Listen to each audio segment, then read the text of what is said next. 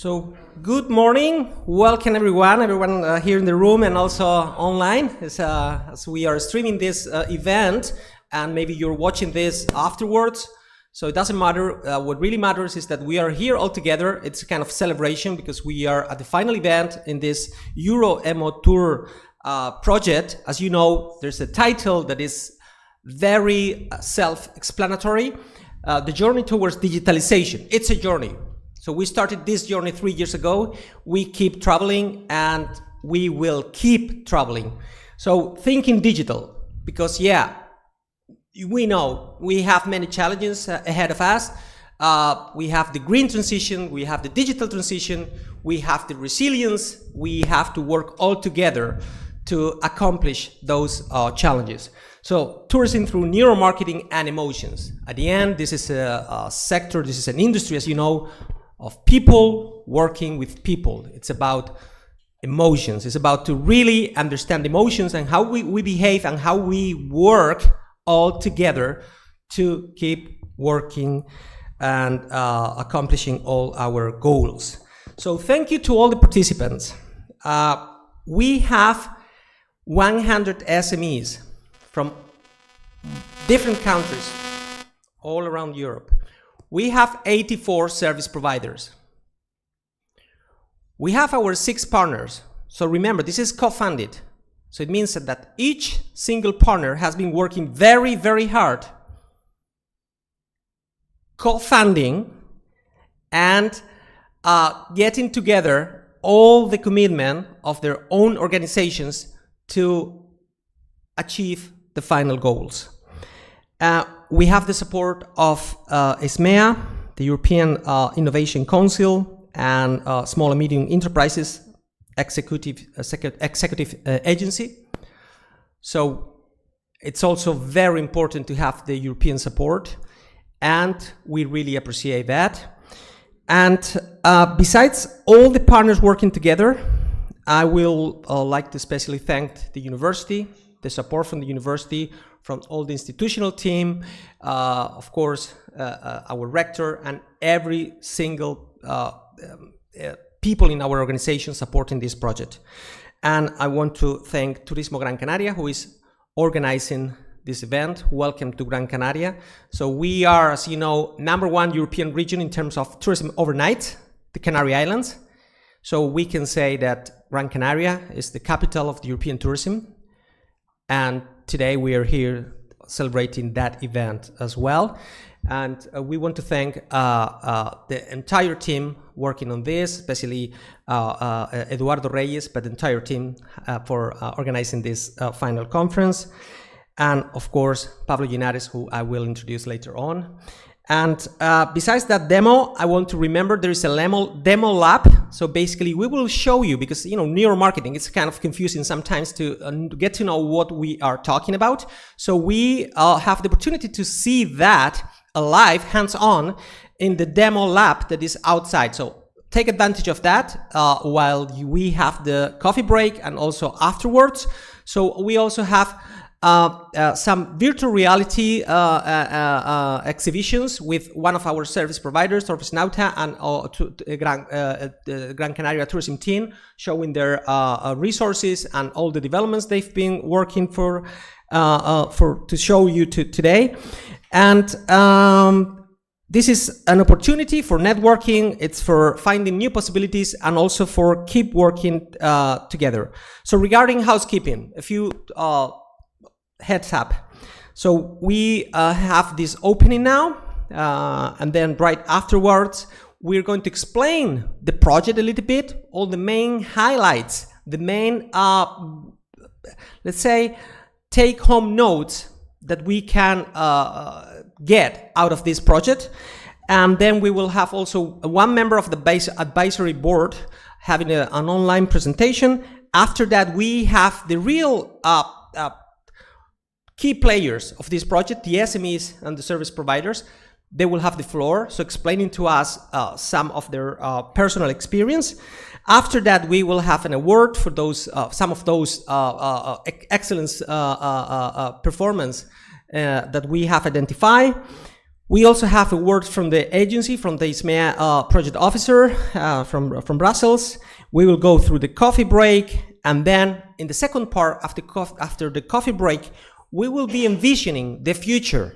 After this co-funding project is over, we will keep working together, and that's going to be the next steps. And we will have some sister projects presenting, and we will see how we're going to work all together, cooperating and hand by hand, giving next steps to finally get our goals. And obviously, eventually, we will close the event. So that's a little bit about the event for today. So thanks again, everybody, for joining us today. And now I will introduce Pablo Linares. He's the CEO of Turismo Gran Canaria. As you know, Turismo Gran Canaria has been supporting this project from the very beginning. So I want to thank Pablo personally, because as many of you knows, there was a replacement in the consortium members, and I will later on introduce each member of this consortium. But Turismo Gran Canaria was there supporting from the very beginning this project, and we appreciate that even more. They will keep supporting this project. They have already committed to keep the hub working alive, and I'm quite sure they will keep their commitment with this interesting project. So thank you very much, Pablo, for all the effort, all the support you've been showing to this project, this consortium, and please, the floor is yours.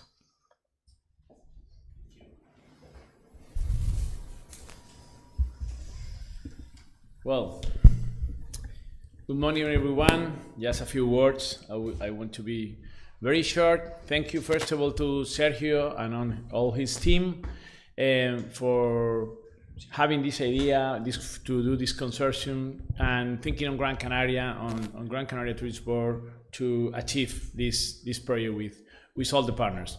So we are really proud about the project. We're really proud about being involved in this project.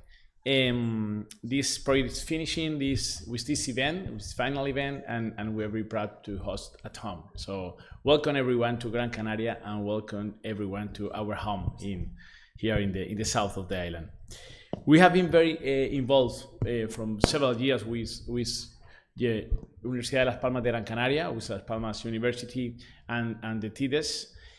Not only in this project, in several projects. For the Tourist Board in Gran Canaria, for us, it's very important to be involved on all the thinking. We're talking about thinking digital today, tourist thinking. So when Gran Canaria, for us, from the Tourist Board to be involved in all with your university, everything who has to be with the thinking is very important. We think that the public administration has to be involved in the future, and the future is the thinking, and the future is the people who think, so who's coming next.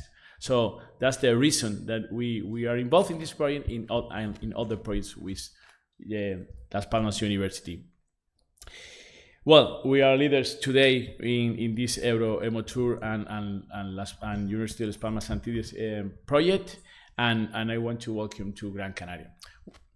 Just for the people who is following us on streaming, for the ones who are today in this room, I want to tell you a little bit about Gran Canaria. Gran Canaria, it's an island, as you know. We receive nearly 4.5 million tourists every year. If you have to make an idea, we receive more tourism, for example, than Cuba. It's a whole country, and we are only an island. So the tourism that we have done in the last 50 years, it's really involved with the people here, the citizens. We are really involved in the tourism, and the tourism, it's really in our veins. What I want to say with this is that the University of Las Palmas also is really involved with the tourism.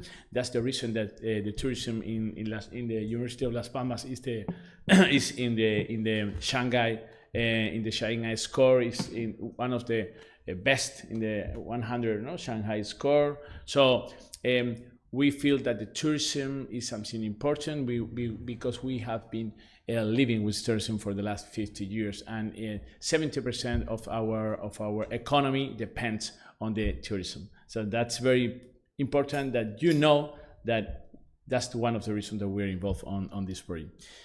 70% of the people who come to Gran Canaria, they repeat every year. So that says something about our destination. And we have more than 150 direct connections with airports from Gran Canaria to each airport in Europe and Africa. And we are a really important hub for Africa also. That's very important for you and for future projects. If you think on Africa, Gran Canaria is the real Europe hub for this amazing continent. So that make our location really, really, really important. We received nearly 1 million of the Nordics, nearly 1 million of Germans, 100,000 UK people, and 100 from the mainland. So we also received Italian, Polish, French, etc. We have a very different type of people who come to the island. So that's very important. That makes the island very multicultural also. So I think that has to be very related to how we are, how we feel, how the people in the citizen here feels, and how they receive the tourism. And of course, for this type of projects, that we are multicultural. You can see there are big 20 countries involved in this amazing project. So that makes more sense that Gran Canaria and Tourist Gran Canaria be involved in this. Of course, this project it's matched very, very best with our strategy. We have a strategy. Gran Canaria has a strategy for 2025. This is the strategy that we're finishing next year. It's very involved in, first of all, to be involved with our tourist companies in Gran Canaria, to the tourist sector. So we want to be very close to them, and we think that to be very close to them, we have to make projects with them. We have to try to train them. We have to give them some skills. So we're talking about skills. We're talking about digital technology skills. So we are trying to approach our companies here in Gran Canaria that are involved with the project also with these skills. We are talking about digital technology. The director said in his opening, he said about future is technology, future is tourism, future is digital and human. I think this is very important, and I am very agree with the director. So at the end, this project it's matched very well with Gran Canaria, with our strategy, and with our companies here on the island. So just to finish, welcome to Gran Canaria. As Sergio said, we are really involved on the project, and we are thinking very seriously to continue being involved next year and to continue thinking on tourism, thinking to improve our companies, thinking to improve our tourist sector. So thank you everyone, and welcome to Gran Canaria.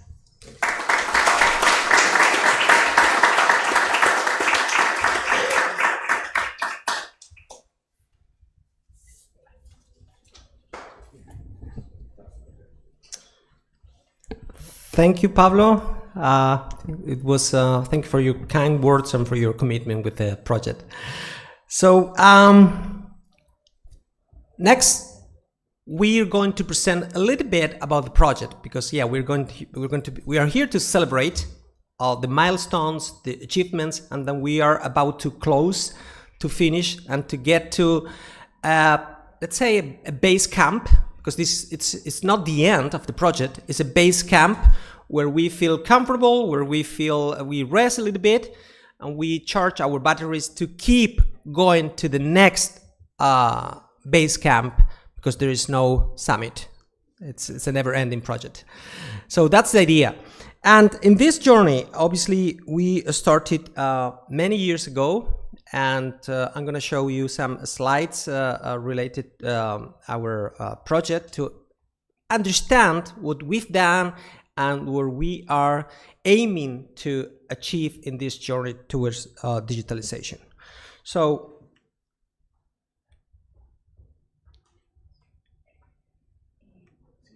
yep.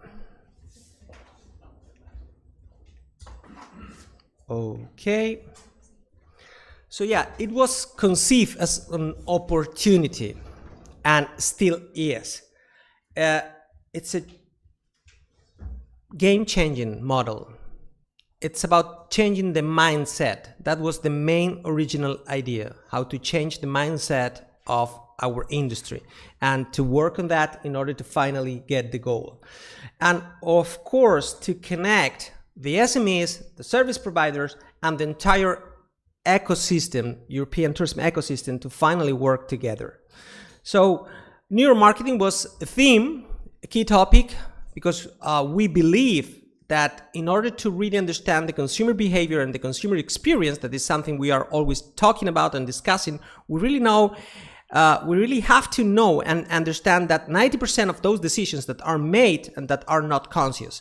That's why we have to evolve, we have to change our research and the way we approach our tourists to really understand what's going on inside, right? So that's the idea, and that's why neuromarketing was the main topic. And the scope, 100 SMEs, 20 countries, 3 pilot regions, Canary Islands, Venice, Veneto region, and Finland. Those were the 3 clusters. And eventually, we reach up to 4,000 SMEs. And we are working in that ecosystem, generating or giving some steps ahead in this new future, envisioning this new scenario. So some of the results you can see there, but besides those results, I want to explain in a few words and an easy way what the project is about.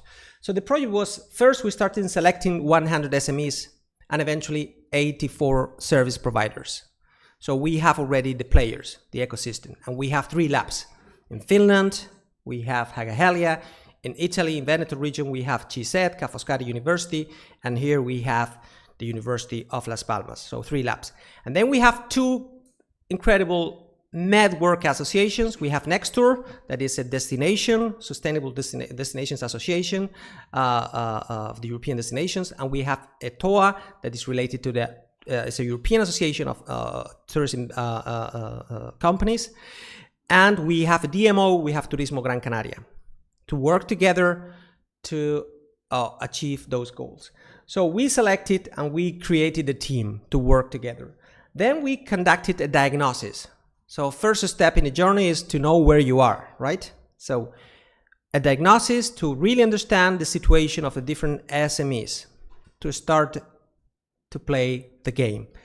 After that, we were actually providing support to all those companies using the marketing techniques and different diagnoses that we were conducting before to provide them with some guidelines and orientation and coaching and training. So to upskill, reskill some of those companies to be ready to keep walking ahead. And after that, we generated the digital hub where all those interactions were happening, the matchmaking events, working together, peer-to-peer learning, and so on and so forth, besides the financial support to pay the service providers and keep evolving and improving in their performance. And then once the digital hub was working, we keep that ecosystem alive, and that's the future monitoring. We will evaluate the final performance, and we will the floor to the next projects that will take the relay of this one, because the project is not over and the journey continues. So that's in a nutshell what the project is about, in a very brief explanation. Obviously, we have different work packages, and the way we're going to present that is that each partner is going to highlight some of the achievements in those work packages. So they will go in detail. Those are all the partners. So we have, I would say, a great team. I'm sorry, I cannot be humble here. And thank you to all of them. I think they are all great partners, key players in our European ecosystem. So thank you to each and one of our partners for all their support and their effort to make this happen. And besides those partners that I was already presenting before, we have the advisory board. Today, actually, we will have online one of them, Carlos Romero from Segitur, and we will have one on-site, Teemu Moilanen from Finland. So, because their supporting role is also important, and we will want to actually encourage that relationship in the future with the advisory board. We have 100 SMEs all over Europe. I'm not going to name all of them because it's impossible, right, to initially work with our ecosystem. We have 84 service providers, so that again, initially we're a part of our project. And that generates the hub, that generates the ecosystem with names on it. And eventually we are working in 20 European countries. It's a transnational project. So we have service providers, SMEs, advisory board members. We have best practice all over Europe in 20 countries. And the idea is to keep working with that approach to keep evolving. So that's very briefly what the project is about, and what I wanted to introduce to you to have kind of an initial framework. And then after that, we're going to go step by step presenting all the different work packages, let's say, in a way we can understand this journey from the very beginning until this base camp. So from the work package 1, that was about organizing and provide guides to the consortium, I just want to thank them again for making it easy to work together, for all your support.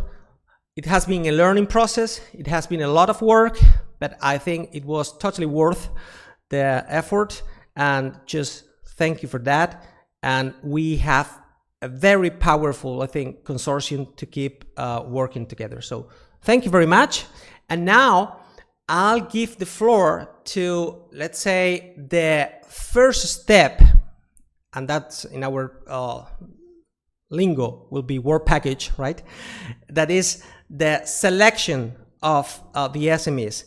And for that, ETOA, the European Tourism Organization, representing different companies all around Europe, but also doing matchmaking in different countries, will be presenting that part. And he's online because he's actually attending another event they are co-organizing, so he cannot be here today, but he will be presenting that online in a recording we have prepared. So for doing that, we have Aaron Wiltshire from ETOA, that it's going to explain the selection, evaluation, and engagement with SMEs at the very beginning of this project. So if we are ready, thank you, Aaron, and the floor is yours.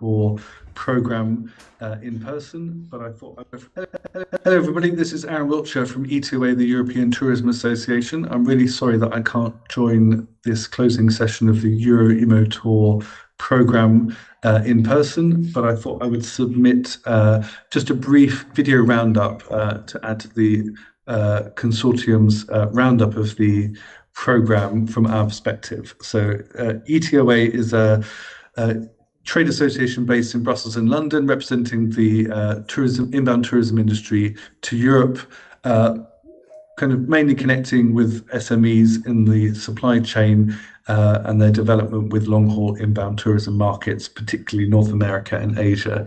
We participated in this consortium as one of the private sector voices in the consortium, and we helped deliver the recruitment of SMEs to the project and the admin that was involved in getting them across the line with regards to their funding opportunities. So we very much aligned with this objective, complementing the clusters with our partners based in the universities by opening that up to the other suppliers across Europe in other markets.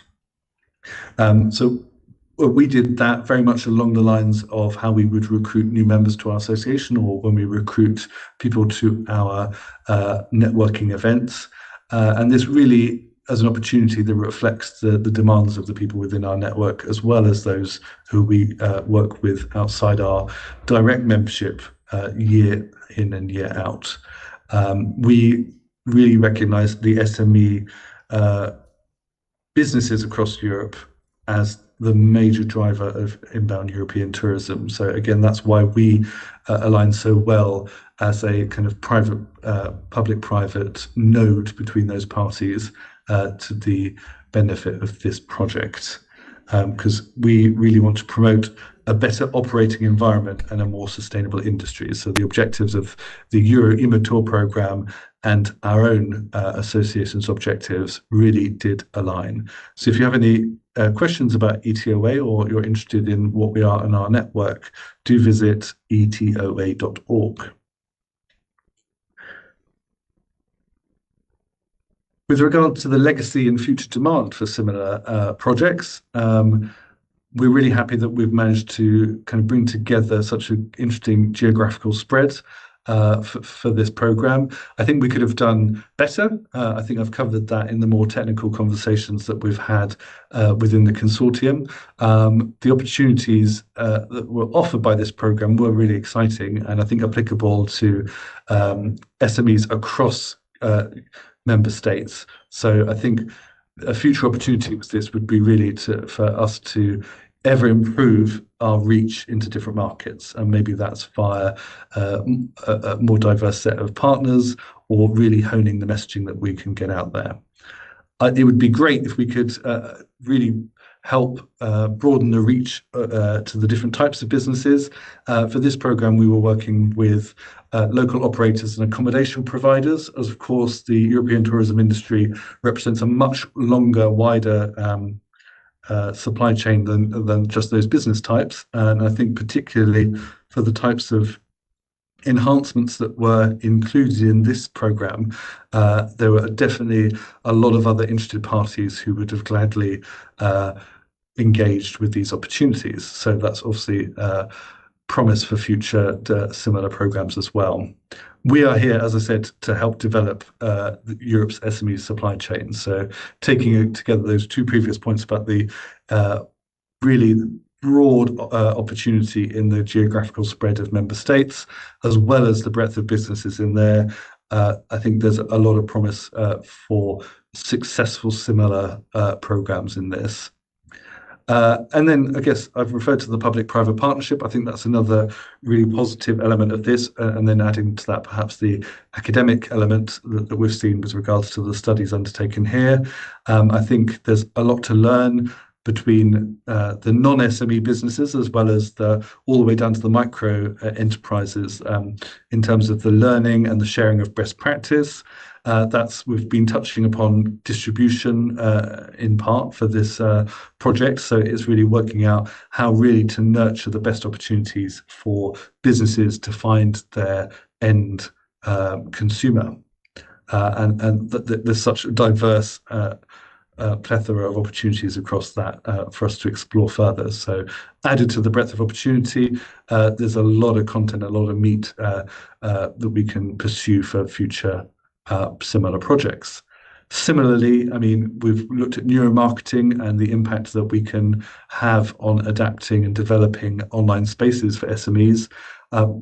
Anecdotally, from our network within ETOA, AI would be the natural successor for this project in terms of its content and guiding smaller businesses of how best to apply the quickly emerging technologies and methodologies to the better of their businesses. It's a very noisy and crowded market. So with regards to bringing the experts all the way to the micro businesses and helping them make the right decisions for their investments and approaches, I really think that would be a strong contender for a future similar program. So that's just a very quick roundup from ETOA's perspective on the legacy and future of the Euro-Emotur project. It's been great working with all the partners, and I really hope the best for all the SMEs that have benefited from the program. Many thanks.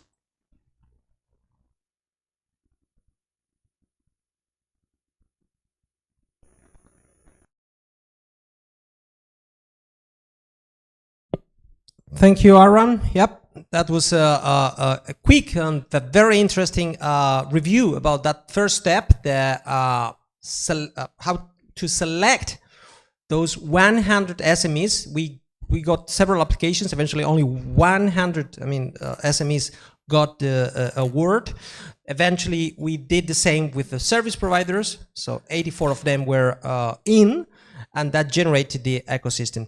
I want to highlight the geographic scope of the project. As I was mentioning before, at the end, it was up to 20 countries. Some of the key messages: public-private partnership, working together with the SMEs, and AI as a new challenge ahead of us that we all have to deal with, right? So thank you for that first approach about the selection of the SMEs. And now we'll keep going to the next step, that is the diagnosis. For doing that, shall they take the chair? So I invite, please, all of you that are going to talk right now in this explaining each and one of all the work packages to take a seat. So maybe just we can follow the order. So Federica, Christian, and Valeria, you go over there. And then the other team is Beatrice, Adriana, and myself. So yeah, for the first part, we have the diagnosis. So how the SMEs and MNS's diagnosis and assessment, and that was conducted by GISET, Ca' Foscari University, and leading by a great team led by Federica. So let me say that Federica Montagutti from GISET, she has a broad and incredible experience in tourism, and not only in Veneto region, Venice, where she comes from, but all over the world, working in different projects internationally. So thank you, Federica. Please, the floor is yours. Thank you, everyone. As Sergio underlined, our role was to do a checkup of the 100 SMEs involved in the project and to assess their digital maturity and their approach to innovation. And one of the results of the project is, out of this checkup, is a self-assessment system that is now available for any European SMEs on the Euro-Emotur website. So if there are someone who wants to try it and have a checkup, it is available for anyone, and the system produces a report on your situation live once you've finished up answering the questions. One of the takeaway of this activity, and also from the activities that followed, really, for us is this message, I think. As Sergio underlined, the idea of the project was to try to help closing what we call a digital gap in the tourist SMEs. But one of the takeaways is that to close that gap, you need a bridge. And as Sergio said, GISET has been working on the tourist, helping tourist business and tourist destination for 30 years, but we are located in Venice, so trust me, we know something about bridges. But to build a bridge, surely you need the financial part, you need the investment, but you need someone who is able to build it, right? And that, I think, is one of the most important takeaways from this project, both from the point of view of the labs, of the point of view of the SMEs, and on the point of view also of the sponsor, in a way, so who provided the investment, really. Because one of the things that immediately came out is that the SMEs needed some kind of advisor, not a consultant. A consultant is someone you go to have technical skills, someone who has a precise kind of technical skill you need.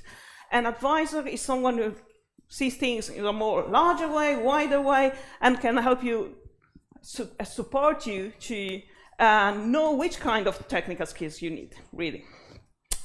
And I think one of the most important role of the labs here was this one. Please support me, help me. Which kind of priority do I have? What is the most important thing I need to do to bridge this gap? We saw this both during the analysis we conducted. Some SMEs had some ideas at the beginning on how they were going to use the money, but this idea changed once they saw the results of their analysis, of the checkup, and once they saw the result of the analysis on the website we conducted using neuromarketing. So that changed the advisor, in a way, changed the way they were seeing the situation. Or on the other side, it was like stimulus from the SMEs themselves, saying, help me finding the things, the provider I need, the thing I need, what is my priority? What do you think is my priority here? So I think that this is one of the most important takeaways from this project, and from the point of view of the SMEs, during this big checkup we did, the SMEs which were less innovative, lagging a bit behind. The biggest problem was not that they didn't have the money for the investment, because sometimes it's not such amount of money, really. The biggest problem was not that they couldn't see the importance of the digital investment. The biggest problem was that their network was really, really small. In the network, you can find the bridge, especially if you're small and you can't build it on your own. So in the network is the bridge. So this is a message for the SMEs, even if you're small, especially if you're a small enterprise, there are bridges there. Reach out, they can help you. And finally, just because as she said, we couldn't be here all together, let me just take 1 minute to thank CISET researchers, and in particular Erika Mingotto and Elisa Miglioli, who have worked very hard to build these bridges. Thank you.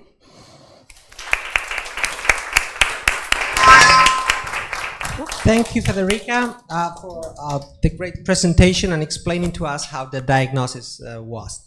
And now we have Christian Sievers. He's from Hagahelia. He's a personal friend, as a personal note of Santa in Lapland. And he will be presenting next work package and all the achievements that we were conducting there.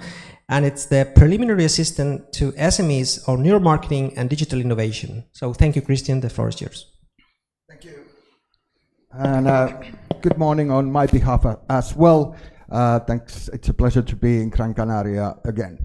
And I have a couple of slides, and then they might be coming soon. But yes, what we were doing in our work package was that doing analysis on neuromarketing methodologies and compiling reports, including the materials that CISET did with digital maturity, in Las Palmas did about the content analysis, and overall we have done more than 380 reports. When we put them together to send to Brussels, the package was more than 4,300 pages.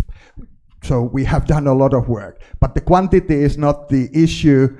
The issue is in the practicality. We have done a lot of work and have been able to pin down through the neuromarketing things, the practical problems, where people are looking, how long are the pages, what are the challenges that it creates, but on top of identifying the challenges, giving solutions. So how to improve the things in there, in each of the 100 SMEs, that where to look, what to do in order to go on the journey of digitalization. And this amount of information that we collected from these 100 is, of course, something that we can use further on with the other companies. The funding and development is the second step. That we have now distributed about 450,000 euros to 68 companies around these countries to help them with their steps to digitalization.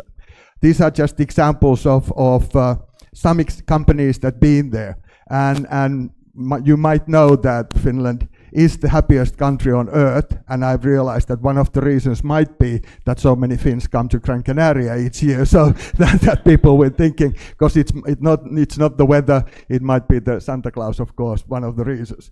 But yes, and the greatness of being part of this project is that 68 companies been working. The companies represent, as I said, many countries. From Finland, there's established companies that been developing the tourist industry in Lapland, and there's companies that started 2 years ago. There's a different emphasis, like this example, small rural accommodation, which are really promoting their sustainability. So in these practical examples, we can see the sort of twin transitions, the sustainable and digital. This is the thing that we need to do with the SMEs. And also the digital, the variety in the 68s, it comes from search engine optimization, virtual reality, chatbots, user experiences, and all these technologies. And the variety is huge among different sectors of tourist industry as well as the countries. So that's been really the journey, and to say the journey is not over. We have to, Finns are happy, but we are also really honest. And we have to realize that inside here, we still have to admit that in tourist SMEs, there's companies, like Federica said, they are starting their digitalization. There will be need for support for those companies. It's not to blame them, but give them advice, give them support is really, really important. But also this step has shown that digital development and innovation, there's a lot of viable opportunities for our industry and for our SMEs. So there is limited resources in the SMEs. I mean, they need to be selective. They can't do all the digital innovations. They have to be there, and they have to be together with us, with the ecosystems, and on the sort of European level. But as Sergio have said, we have started the journey. We are now in the interesting phase of looking at all the research data, development projects, that what are the key messages, that what really has happening, or summarizing, and next spring we will tell you more secrets, even better secrets than the happiness of Finns, which is something that we have solved now. But thank you on my behalf, and I'll give Valerie the floor.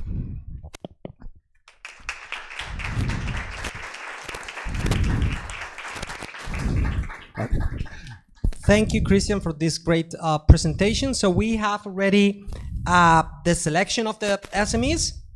We have the selection of the service providers. We have the diagnosis in this digital transition, where they are, how they are in this journey.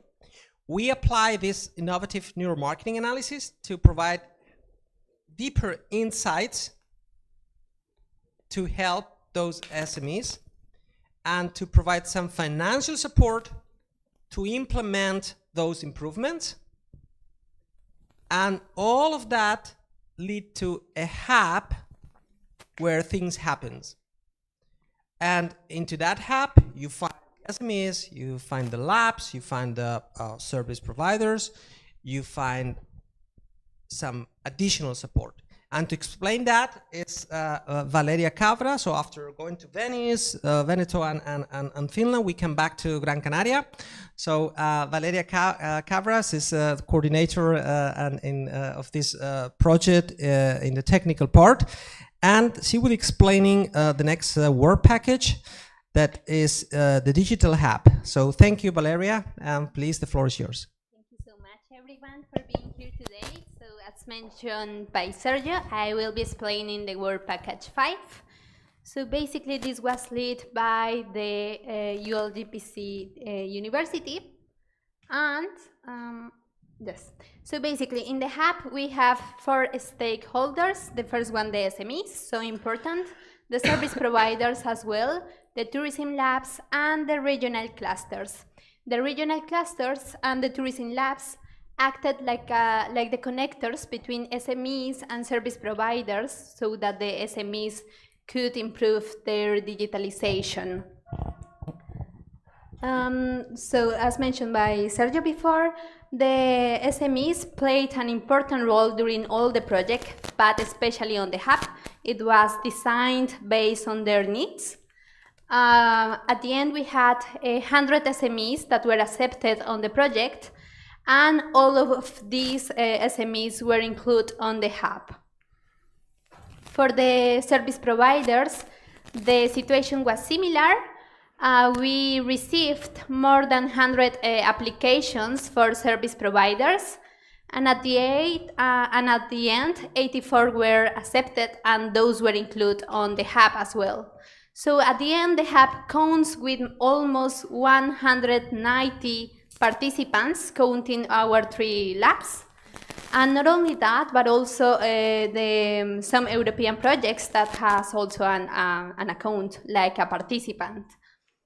So basically, that's our hub. But I forgot to mention, the hub is like a platform for networking and learning.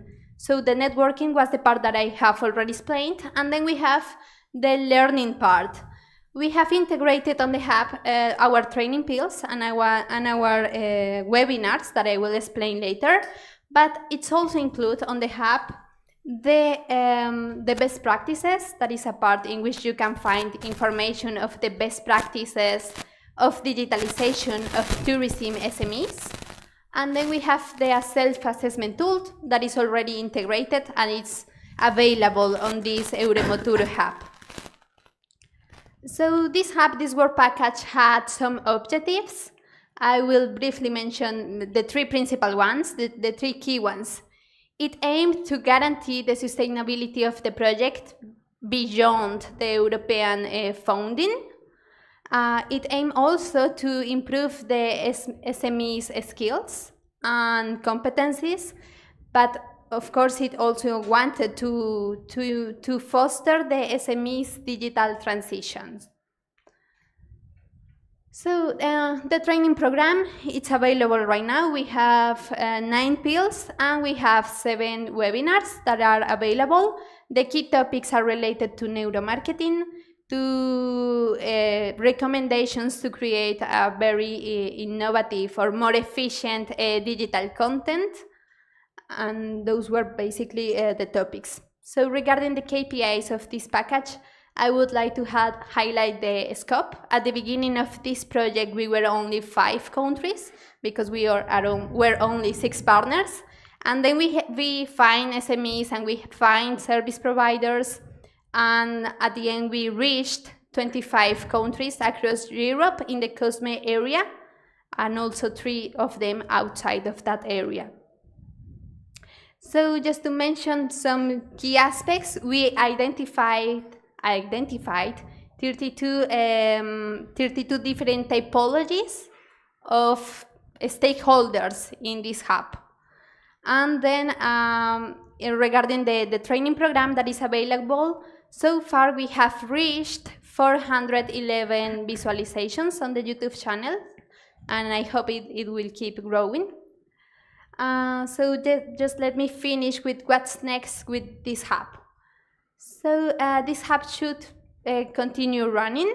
The community that we have created should endure in time, and it should be scaled up to a greater number of SMEs and a greater number of destinations.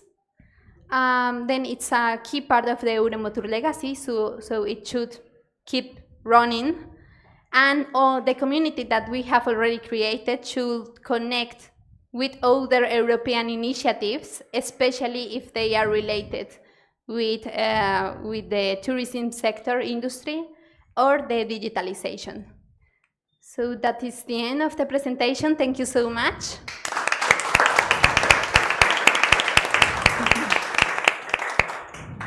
Thank you, Valeria, for all the great work you've done. I want to, in the name of the consortium, really highlight that. You've been a key player in this project. And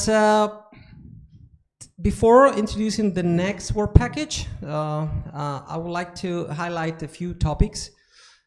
She just mentioned that at the beginning there was 5 countries and eventually up to 20, and the family keep growing with the new SMEs, with new service providers, and we also have 2 new babies that were born along this project. One here, one down there, 2 more coming, again down there, and here, as you can see.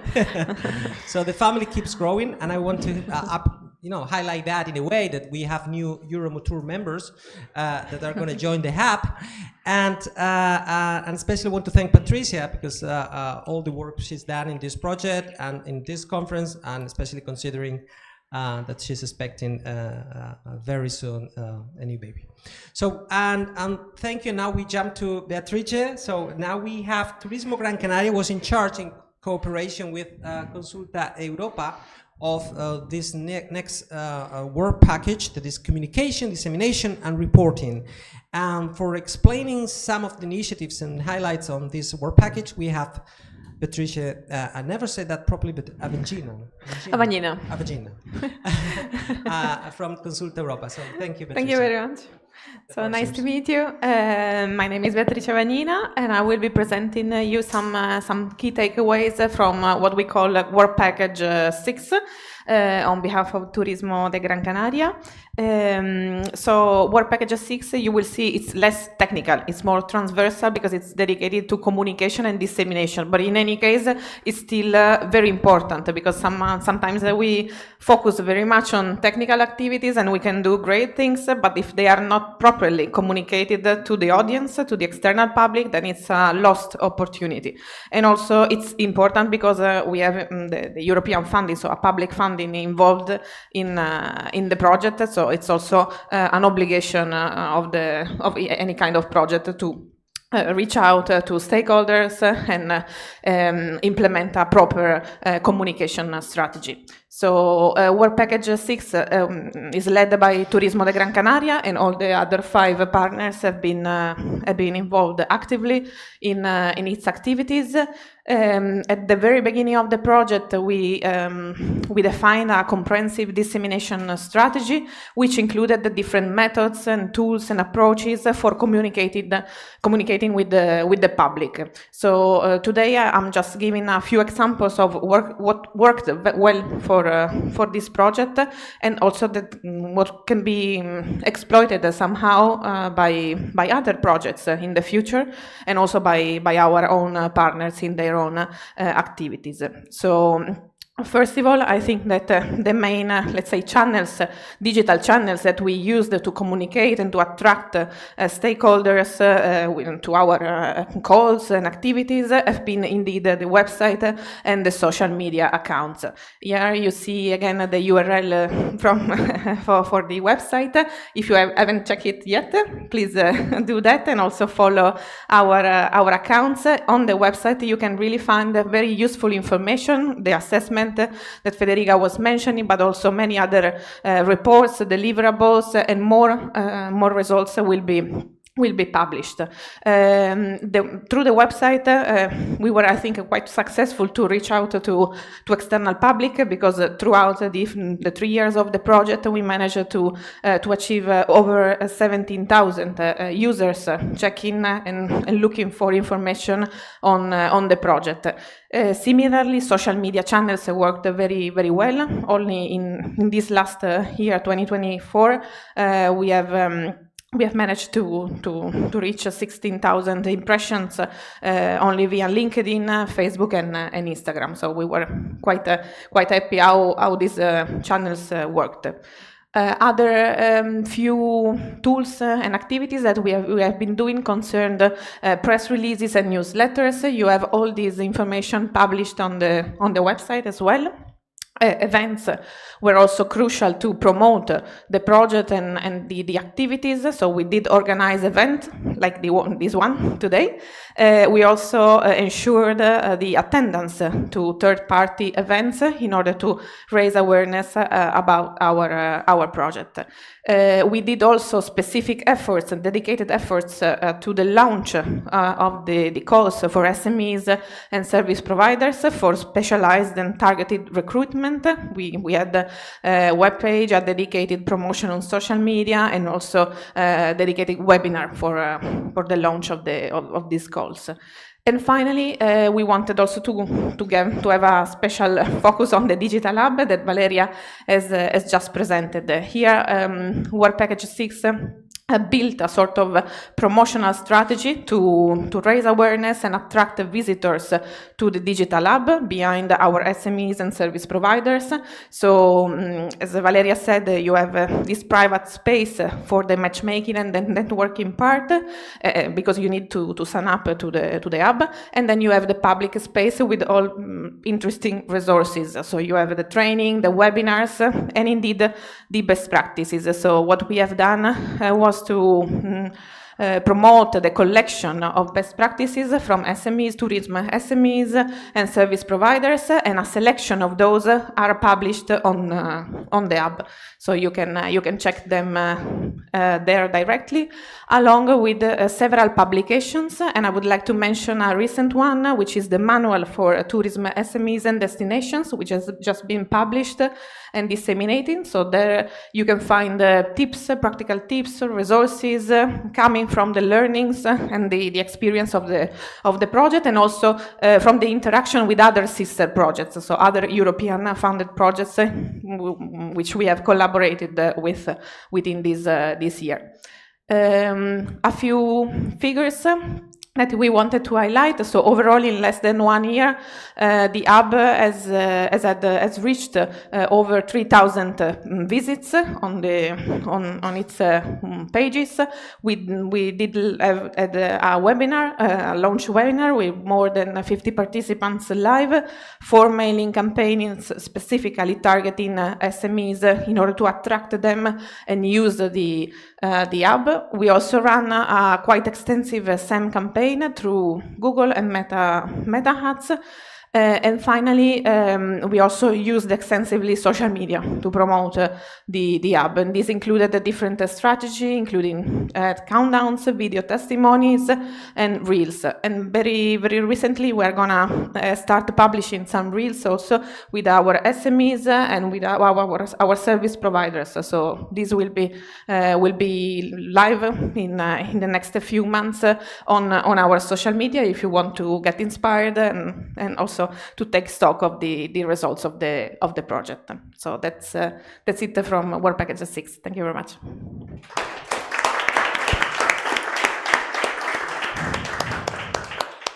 Thank you, Beatrice, for that great presentation, and I want to thank her and Victor from the Europa that we're doing a great consortium in communication and dissemination with Turismo Gran Canaria, that we're leading this work package, and especially would like to thank Paula Schluter and Elena Miranda, who performed a great job at doing that work of promoting Gran Canaria, and in this case it was promoting not Gran Canaria itself, but the project, and working together with Consult Europe. So thank you very much. And it's key, right, to communicate, to disseminate, to let you know the European ecosystem, what we do and what we are aiming to do in the future. So, and finally, we also have next tour, and let me introduce to you our next speaker, that is going to talk about the impact at the European level of this project, especially focusing on the destinations. This is Adriana Tramullas from Next Tour, and thank you, Adriana, for being here today, and please, the floor is yours. Thank you, Sergio. Is the mic working? Yeah. Thank you, Sergio, for the introduction, and to my fellow partners for their explanation and presentation on the different work packages. So I come in here last to kind of wrap up. I'm going to mention all the work that has already been explained. And what I want to focus on with my presentation that I hope is coming soon is specifically on the impact that a project like Euro-Emotur can have in the broader European tourism ecosystem. So what I want to highlight here is how the impact of Euro-Emotur has been maximized across the work plan with all the actions that my fellow partners have presented across the entire European ecosystem. So the first level of connection of this impact that I see is really with the key players of the project, right? These SMEs and service providers that have been put in contact across Europe. We were mentioning more than 20 countries. Some SMEs have worked with the service providers beyond their national borders. So this was really a first level of cooperation across Europe that is very significant of Euro-Emotur. The next level of the impact is through the dissemination, right? All these actions that Beatrice was mentioning and how the project has reached other regions, other SMEs, other stakeholders that were not necessarily involved in the project, but have acknowledged it, have seen it, and have hopefully learned from it through this digital hub and different communication actions carried on. The next level of impact of Euro-Emotur has been through this connection with other European projects. Oh, now the mic is working. Through all the other European projects, we'll see some of them after the coffee break, I believe. It is very important to find these synergies with other European projects that might be working in very similar topics in digitalization, with SMEs or not, but many interesting synergies can be found across European co-funded projects.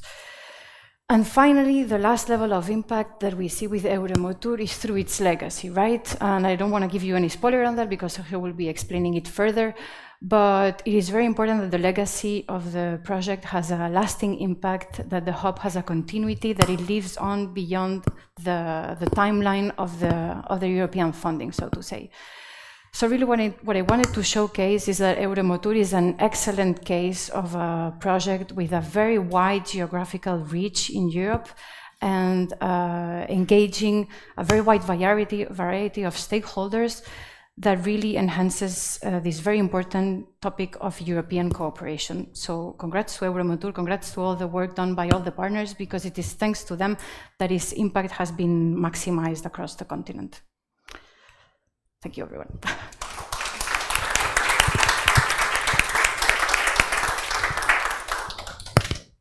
Thank you, Adriana, for the great presentation and all the amazing work you do at Nextur, you and your colleagues.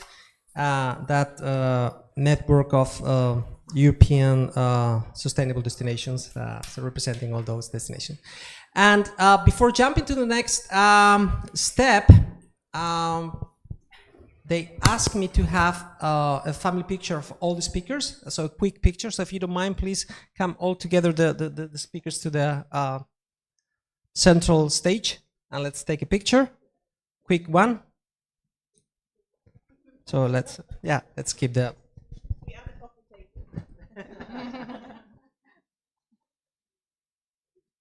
Okay. Smile.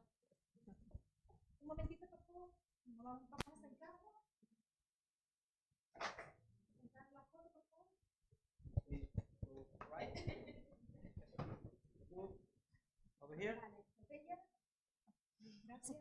Estaba escondiendo. Micro, foto, ahora sí. Ahora sí.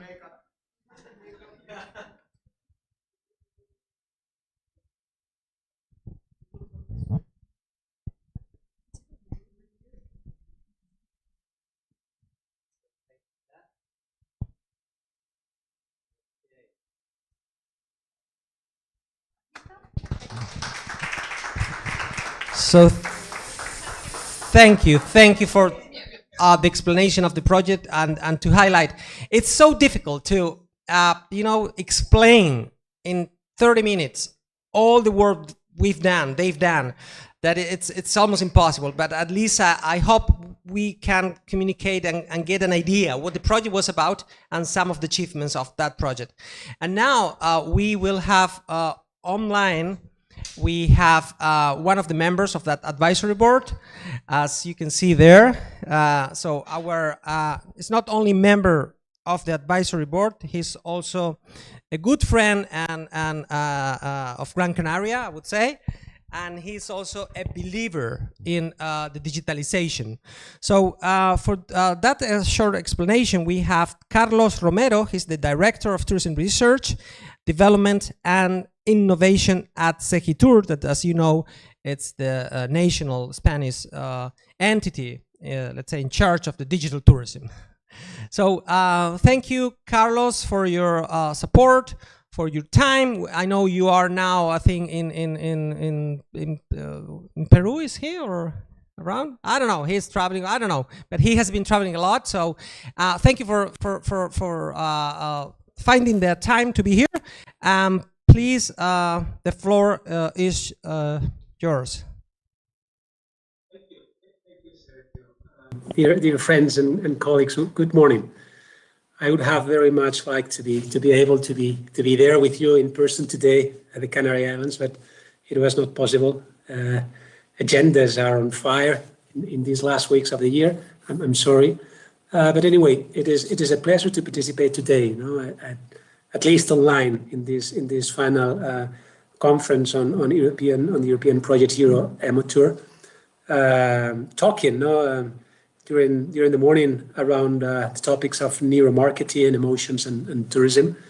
An initiative co-financed by the COSME program of the European Union, which I do believe represents a unique opportunity to change the rules of the game, in the European tourism industry, and of course to contribute to increase its competitiveness through the digital transition.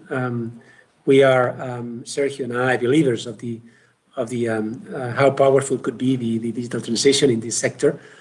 Let me first recognize the global leadership of the University of Las Palmas de Gran Canaria.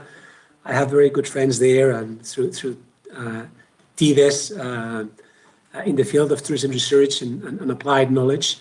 What an amazing asset, for the Spanish tourism industry we have here at the Canary Islands.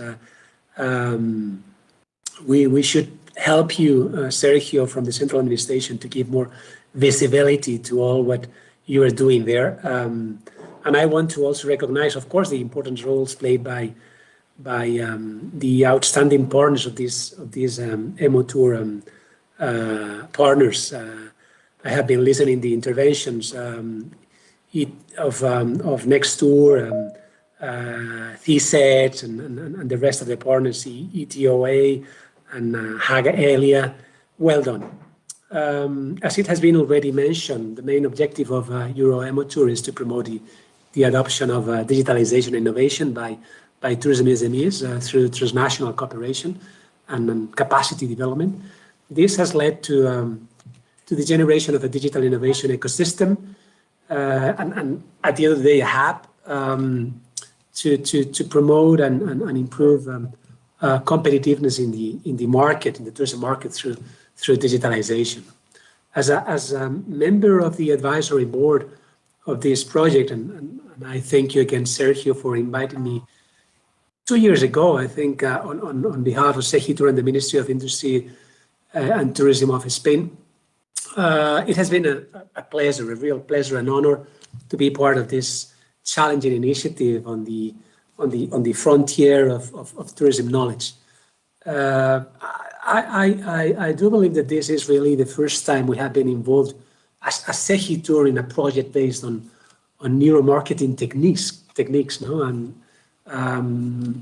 oriented to boost the digital reputation of SMEs and to try to help to increase their performance and KPIs, in the short, medium, and long term.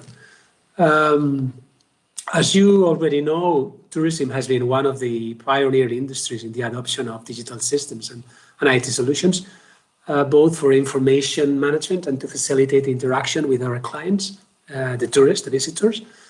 Digitalization is impacting every day more the entire value chain of the tourism industry, from marketing and commercialization to front and back office processes of the companies, with the aim of providing companies and destinations with technological solutions to be more competitive and profitable. We here in Spain, we have developed what we call the general guidelines for the development of a sustainable tourism strategy for Spain for 2030. The Ministry of Industry and Tourism establishes among its lines of action this idea of deploying a digital strategy for the tourism sector. To this end, it proposes promoting the full use of technological capabilities and accelerate the digital transformation of the tourism sector, trying to narrow the digital divide, especially among tourism SMEs, to adapt to the demands of the connected tourist. In this context, I think Euro-Emotur project is a very good example of how a European project focus on the use of new technologies and new devices, also to measure and to evaluate the emotions, the reactions, the feelings of our tourists. And I think it's a project that could contribute also to boost this national strategy. But it is not only about Euro-Emotur project. There are also other sister projects which are going to be showed here today, such as Trace EU, Emotional, and the Canarias Living Labs, which I also think could help us at the ministry, at the national level in Spain, could help us very much and provide to us useful insights to accomplish with our mission, which at the end of the day is to promote a more digital and sustainable tourism in Spain and in Europe. The tourism sector, you already know, considers it essential to promote investment in technological solutions and new digital capabilities to improve the tourist experience during their trips, during their stay in accommodations, and in activities at the destinations, in restaurants, in transportations, and so on, as well, and in those tools which allow an everyday more frictionless experience. And I do believe that digitalization will help us to promote this everyday more frictionless experience in Spain and in Europe in general. I could say, and probably we all agree, that in general the Spanish tourism company and the European tourism company still has significant room, a significant space to increase the benefits derived from the adoption of digital technologies, and to use them in the creation of new business models and new tourism products and services with greater added value.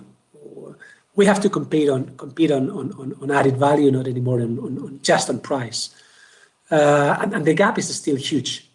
And I do believe Euro-Emotur is a great example of such kind of new digital capabilities to better understand tourist preferences and satisfaction without the need to use the traditional satisfaction service. For tourism SMEs, at least in Spain, improving processes and daily operation, having access to value information about their clients, the market, having faster networks and infrastructure, and obtaining greater economic and sustainable profitability are, I would say, the main motivations for the sector and for those companies when addressing and when they get closer to digital transformation. So we have to help in this kind of journey. However, the tourism sector faces also important barriers when it comes to digitalizing its businesses. I would say among those barriers, for instance, the cost of implementing technology and its integration also in its internal operation. Sometimes also the problem has to do with its obsolescence and sometimes not being clear about the economic return of such investments.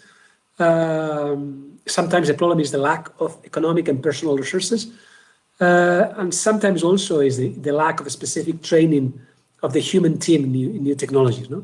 And those are areas in which this project could contribute a lot and could make a difference.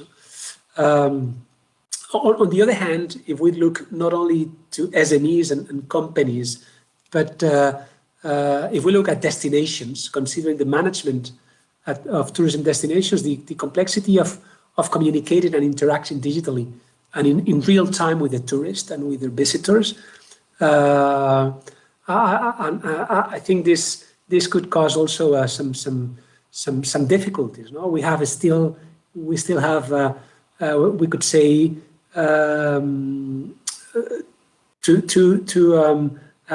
analogic destinations, or an analogic way of thinking when you are managing a destination from the public side, and at the same time you have to interact with a very digital client and tourist. No? So there's a gap that we have to help them to cover. No?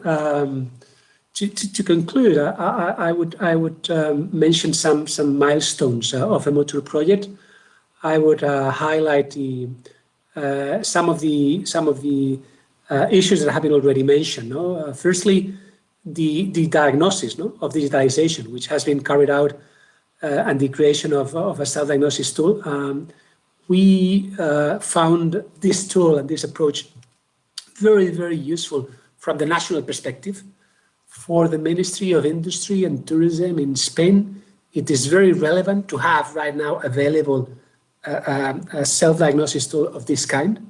So well done. Secondly, a neuromarketing and content analysis carried out on 100 companies. I think is the first time such vast analysis is made on the tourism sector. So it could provide us with very, very useful insights, also from the point of view of our national strategy.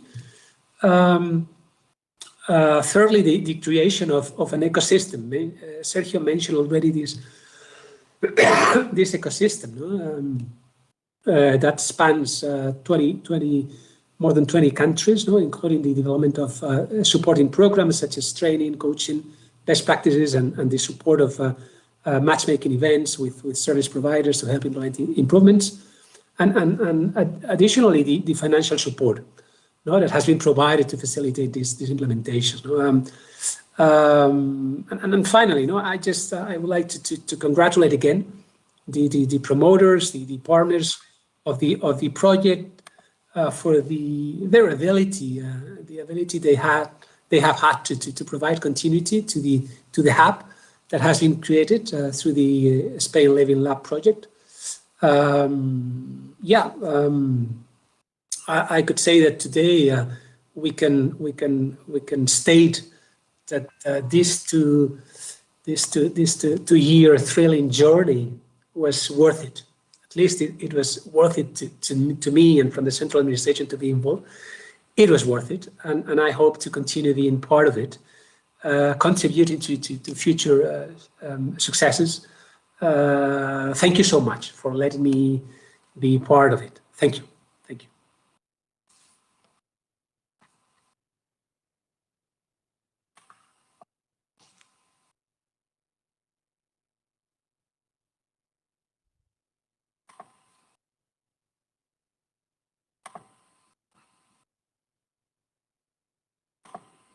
Support.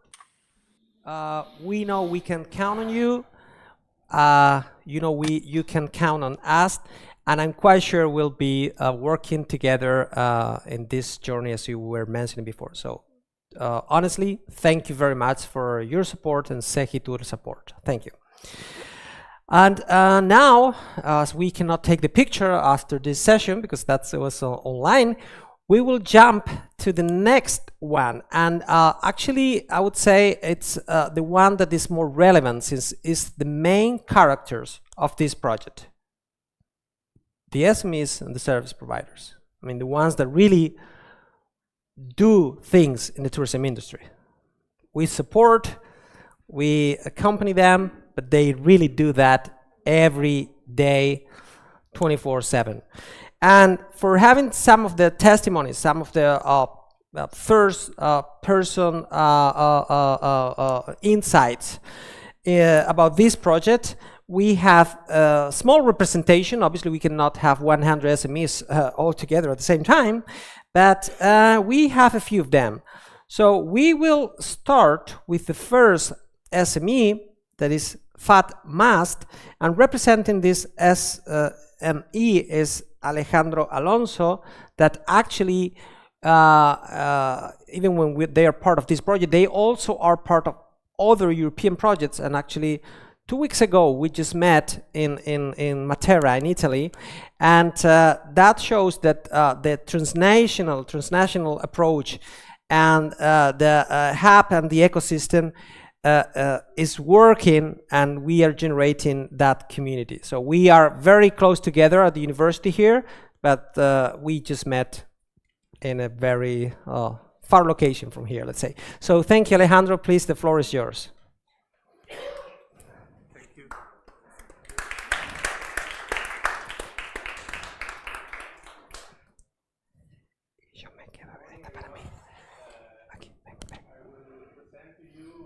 Summary of our journey within the Euro-Emotur program. Dreaming My Way, which is the commercial brand of Fatmas, is a holiday rental small business based in Fuerteventura. We specialize in short-term rental for travelers and remote workers, and we manage 5 properties in the north of the island. So during our participation in the Euro-Emotur program, we found that we lacked digital maturity. While our properties, the service we provide, is excellent, our digital presence was not engaging enough. So the experts of Euro-Emotur analysis highlighted the importance of creating an emotional online connection to enhance the user experience with our digital media. So the program not only helped us to understand this situation, but also provided the funding and access to specialized providers to address the challenges that were presented effectively. So to address these challenges, we work with 2 expert providers recommended by Euro-Emotur. The first one was Atom Studio, which helped us to completely overhaul our digital presence. They redesigned our brand, they created a new visually appealing and user-friendly website, enhanced our social media profiles, and incorporated SEO strategies to boost our online visibility. They also add multilingual support to our website, making us more accessible to international guests. On the other hand, we collaborated with Smart Guide, who supported us in developing an eco-sustainable digital tourist guide. This guide offers selected content that mixes information and emotions, encouraging our guests to connect deeply with the local culture and environment of Fuerteventura. Thanks to Euro-Emotur funding of nearly 10,000 euros, we have been able to implement these changes at no additional cost to our business. So these changes are not just about technology, they are about transformation. So with the redesigned website and our social media, we have already made our brand more engaging and connected to emotions. The guests now find it easier to connect with us online and discover what we have to offer. The Smart Guide enhances their experience. Furthermore, providing tailored information that enriches their stay while promoting sustainable tourism. This transformation has had an impact. These initiatives have elevated our brand, improved client satisfaction, and positioned our business as an example of digital transformation within the holiday rental sector. So we are proud to show you how Euro-Emotur has empowered us to grow sustainably and emotionally.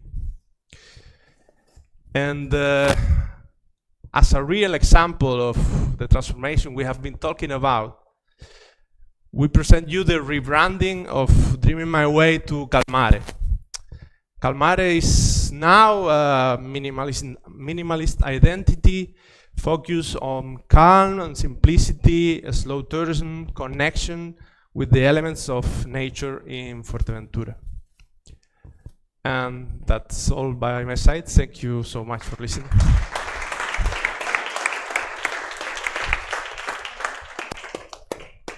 Thank you, Alejandro, for your great presentation. And after this example of, it's actually an Italo-Spanish company, right?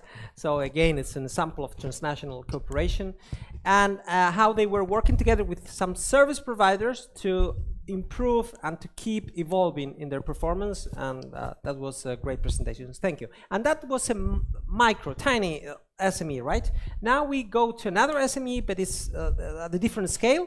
And for that presentation, we have the company is Canarian Hospitality, and for doing the presentation, we have online Daniel Garcia. He's the e-commerce manager of this company. So thank you, Daniel, and now we have his presentation online.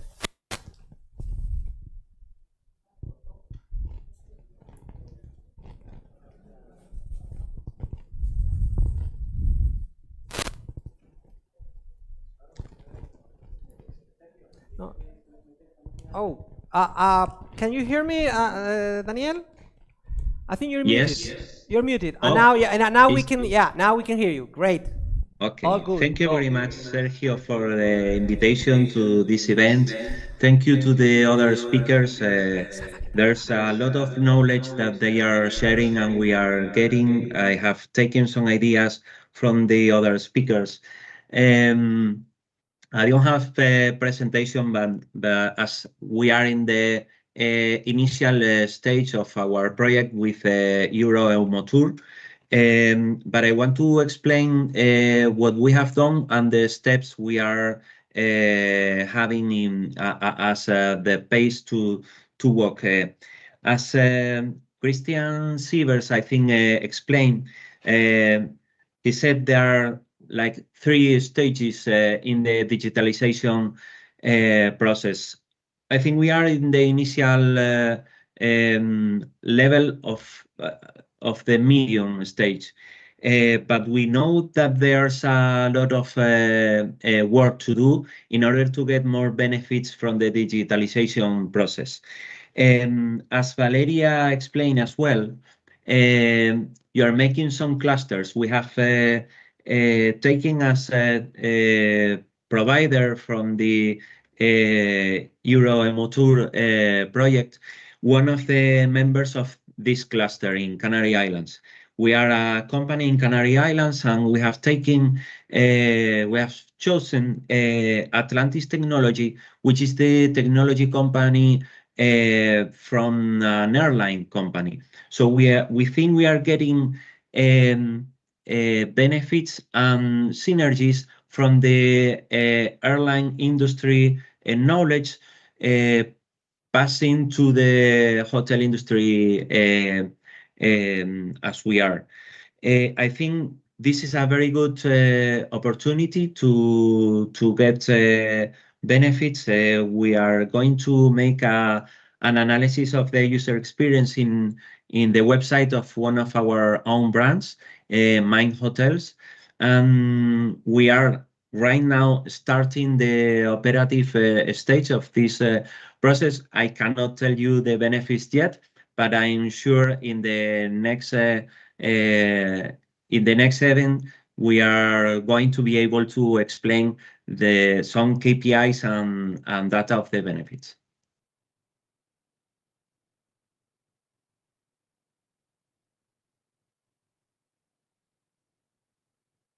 Sergio, can you hear me? Thank you very much. Okay, thank you. So thank you for your speech, for your words, and for sharing with us your experience. As you know, Canarian Hospitality, it's a Canarian-based company, and they are in different islands, and they are not, let's say, such an very small. It's it's an SME, but they have different hotels in the islands. So we appreciate your experience and your time. So thank you very much, Daniel. Thank you very much to all the speakers. Thank you, Sergio. Thank you.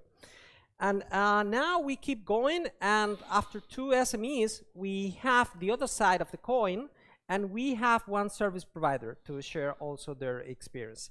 And for doing that, we have Orbis Nauta, that's the company, and we have Enrique Sanchez, who is the CEO of this company.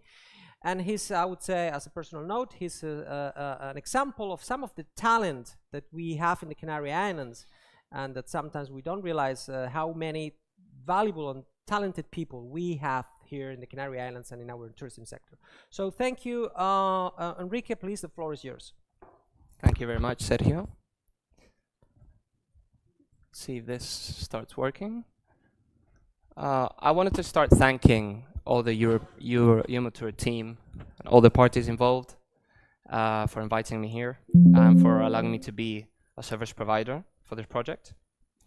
We are Orbisinauta. We basically create virtual reality experiences for other companies.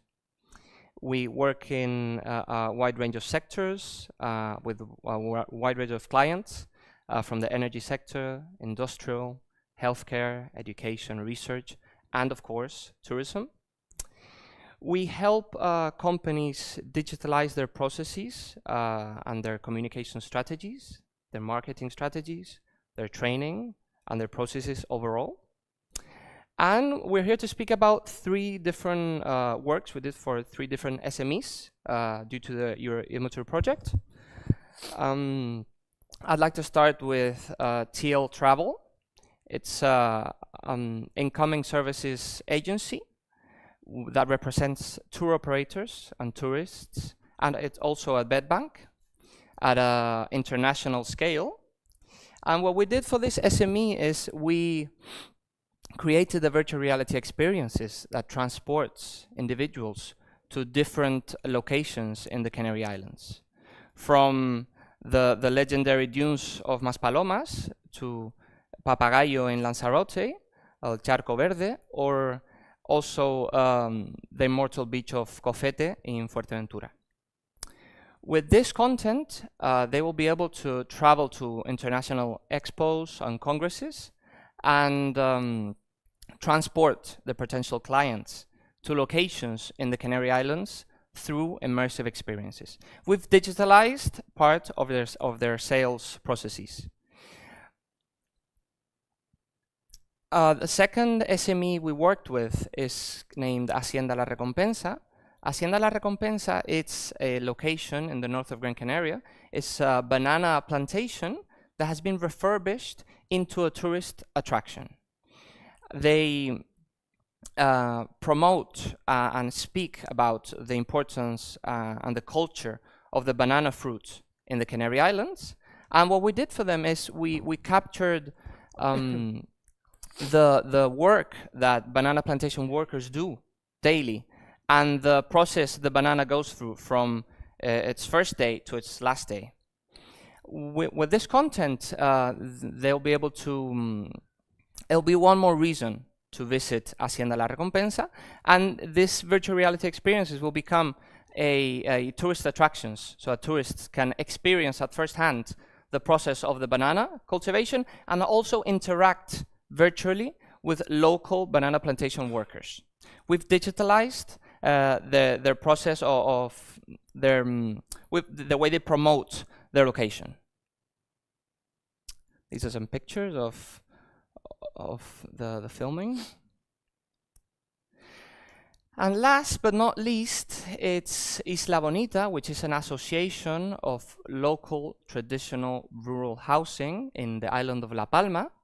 And what we did here is we, for this SME, we captured and scanned their catalog of rural houses. So when a tourist arrives to La Palma, they don't have to visit every single house or maybe see a photo of every house, but they can be transported to their catalog of houses and choose where they want to stay. And this process has also been transformed into an online process so that they can do this through the web. We basically reduced time and improved their sales process. So that's about it. Thank you very much. Muchas gracias.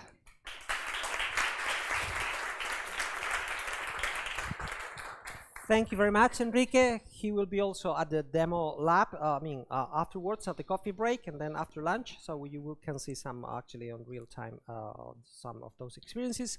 We also have Atlantis Technology that he was working with Canarian Hospitality down there. So I mean, we have both, right? The SMEs and the service providers together. Yeah, and after this review of some of the Canarian cluster, let's say, now we jump to other destinations, to the rest of the clusters. So for having another example of SMEs, we have Itinera. And that video is recorded because obviously because of the distance, she cannot be here, is from Elisa Zambelli, from Travel Designer and Web Content Online. I mean, that's the main topic. So yeah, please, Elisa, the floor is yours. We will play the video. Hello, everybody. Can you hear me? I'm a bit sick, so my voice is not that great, but I'm far away from you, so I say hello to everybody without infecting anybody. I hope you can hear me. If I don't feel anything, I think you can. Okay. My name is Elisa Zambelli, and I work for Itinera Bike and Travel. We are a small tour operator. We are in Verona, Italy. Yeah, we are focused on bike holidays and active tourism. We mostly work with travelers coming from far away, out of Italy, out of Europe. So having an efficient online and digital presence for us is very important. It's a challenge too. We are a small company. We are 6 people, the mechanic, some extras, but yeah, we're tiny. So with the possibility of the program of the Euro-Emotur, it looked like a good opportunity for us. Through the program, we had feedback of how our presence was, like the state of the art. What are you doing right now? So they've been looking and giving a feedback about our website, using eye tracking and all different ways to try to get the most data of how a viewer would come into our website, interact, and purchase and buy an experience or a tour. We were very proud of our small website, but final results, we did quite bad. So yeah, anyway, having bad, of course, I'm joking, but anyway, there were a lot of opportunities to grow. So that's a better way to see bad results, say, okay, come on, let's work for it. So with the fund received through Euro-Emotur, we decided to work on our website, which, as said, it's very important for us. We didn't use the digital hub. We jumped in it. We give a site. We had a look, but we decided to pick a professional, an expert we already relied on. But who knows? I'm happy and I'm curious, and I think I can use in the future all the materials that are in the digital hub of Euro-Emotur. I wanted just to share some improvements we worked on.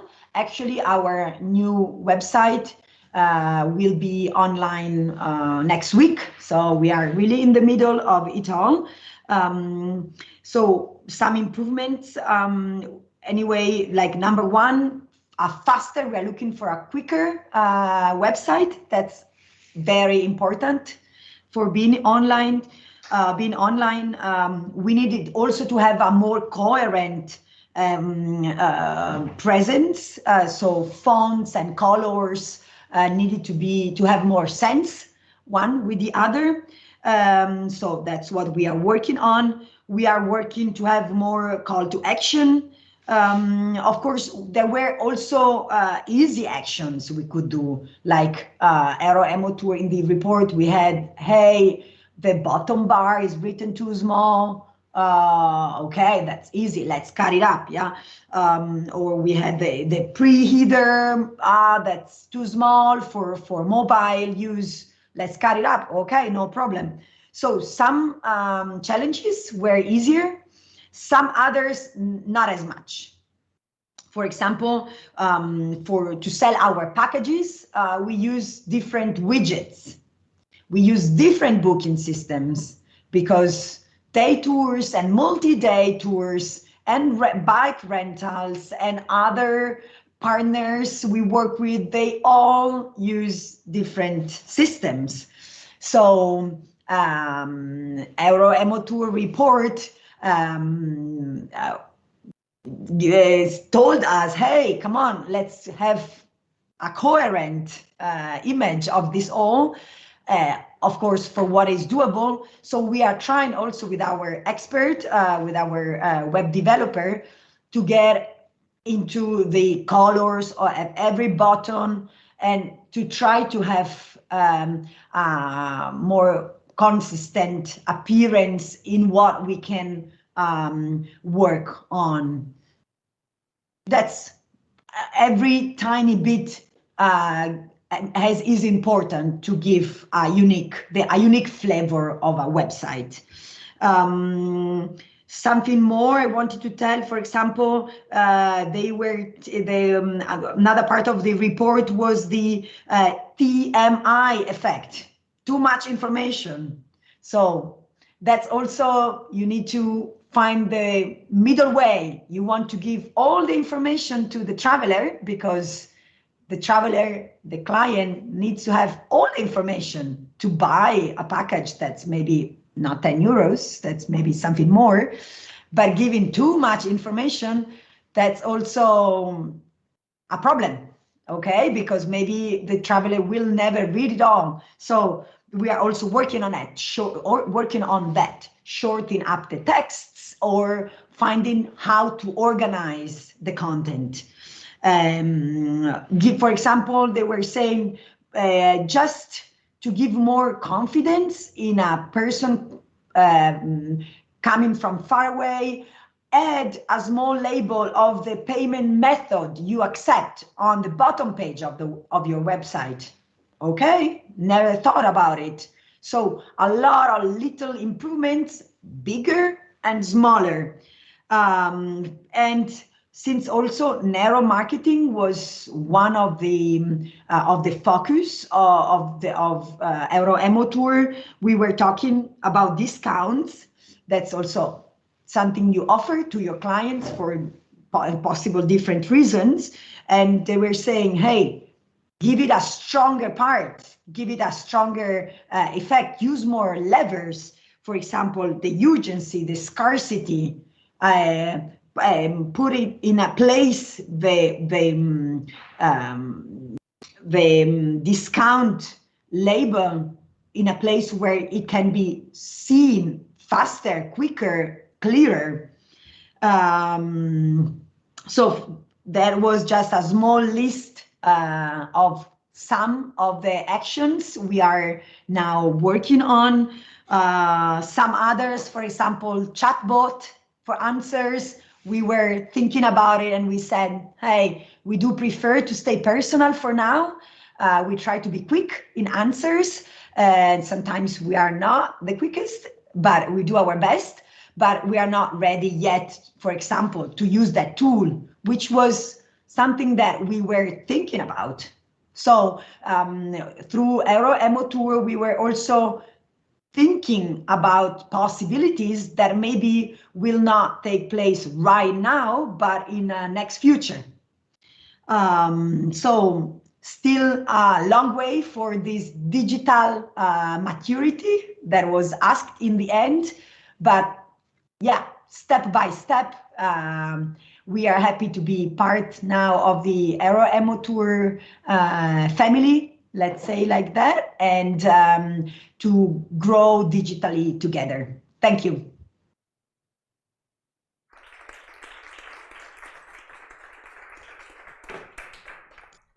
Thank you very much, Elisa, for your presentation. It was great to see how you, as a tiny, we like tiny, we like small. We think small is beautiful when unique and connected. And I think you've done a great job working with a service provider. And looking forward to see the new website released coming up next week. So thank you, Elisa. And we remain in Italy. And our next presenter is Circolo Viaggi, and we have Andrea Santin. He's the CFO of the company. So thank you, Andrea, for joining us today.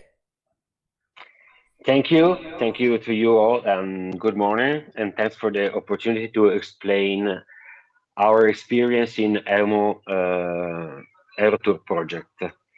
As you told me, my name is Andrea Santin. I'm a co-founder of Jonas.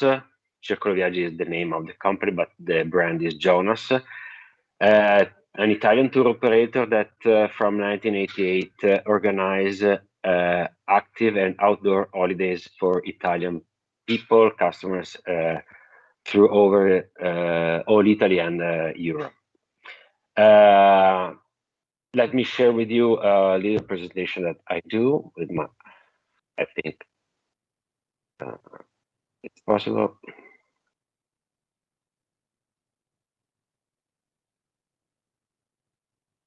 I'm sorry, it's a loop. Okay, I explain without the slides because I'm not able to share. Even if we are a well known and established brand in Italy and the Italian tourism sector, it was time for us to evolve. And for us, the most valuable aspect for participating in Euro-Emotur project was to recognize that our website need a refresh and align with travelers' changing habits. In particular, the project for us helped us to reevaluate and revalue our positioning, reflecting the level of innovation and care we deliver to our customers. Create a more intuitive and engaged platform, leveraging neuromarketing insights and Euro-Emotur guidelines. We developed a modern, user-friendly website that simplified the user's digital journey. The most important things is to reignite connection with our audience. Our website will be a bridge for us in the future to engage travelers and anticipating their desire and expectation. The project played for us an important role in rebuilding and inspired us to better express what we represent. Euro-Emotur project has been essential for us for digital optimization of our website, aligning us with the latest trends in tourist communication.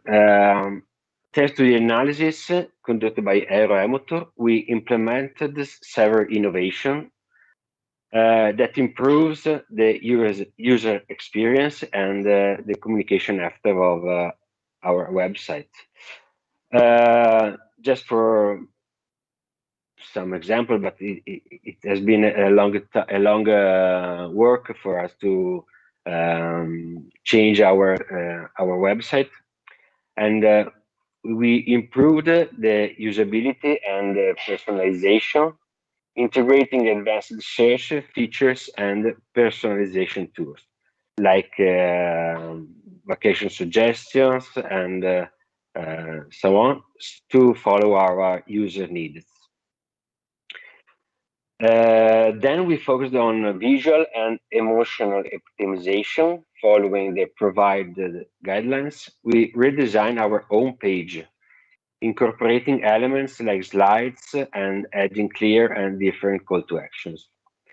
We worked on review, promotion, and last-minute deals, making our website more intuitive and encouraging higher conversion. Thanks to Euro-Emotur project, we also improved accessibility and support with chat and the possibility for visitors to save personal preferences. Finally, in conclusion, Euro-Emotur helped us to create a more engaging website with a better user experience. The project timing was perfect for us because we were about to rebuild the new website and allowed us to make more analytical decisions. After that, we also changed our minds on our aims to the online selling and e-commerce. And after the Euro-Emotur project, we started also a big project for us, for our future, to have in the next months efficient online e-commerce, and it be very challenging for us. Thank you for your time.